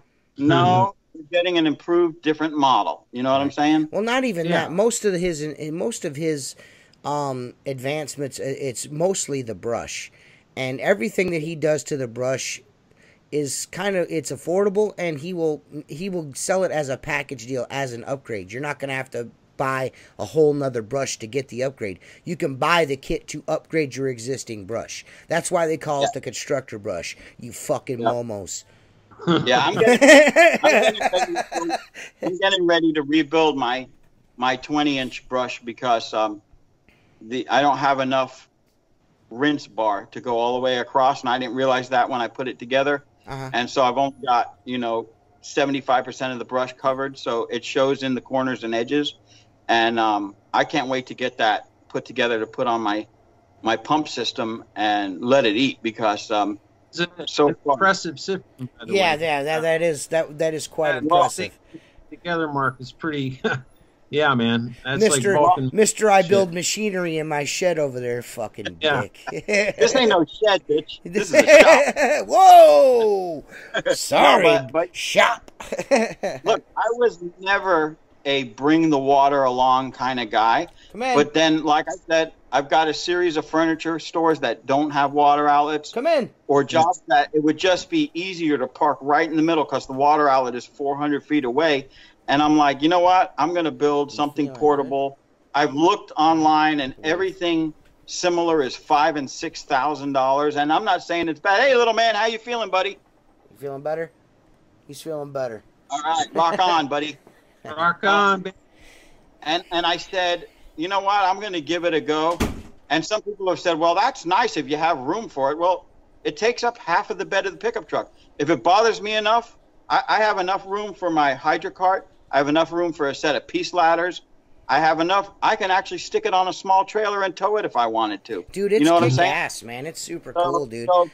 But here's the thing. I did a Ruth Chris steakhouse with leftover water I had from and not only that, the other day on Sunday I was washing my truck and I'm like pulling the hose out and I'm like, wait a minute, I still got 30 gallons of pure water in this tank. I washed my truck and it's brilliant. I don't have to dry Washed it. his fucking truck with it.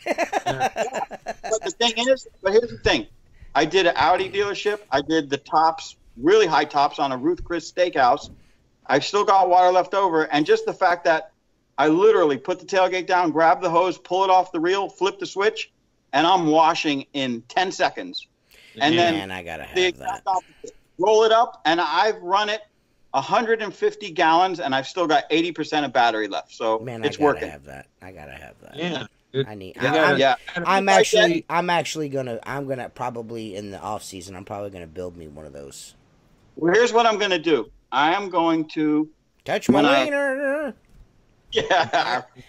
No. When I get out of Facebook, I will draw up the schematics for what I built. Mm-hmm. It could be changed to anything you want, okay? There's enough room to mount RO cartridge in there. There's enough room for a second DI cartridge if you choose. There's enough room to put a second pump. If you want to put pump controllers and inline TDS meters, I want to keep it simple because simple to me is functional. Right. That said, I showed it to my water guy where I regenerate my tanks, and his eyes lit up. He's like, could you build another one of these? And I'm like, I could build 10 of them. But it costs a lot of money because I can't mass produce them. Right. Yeah. Okay.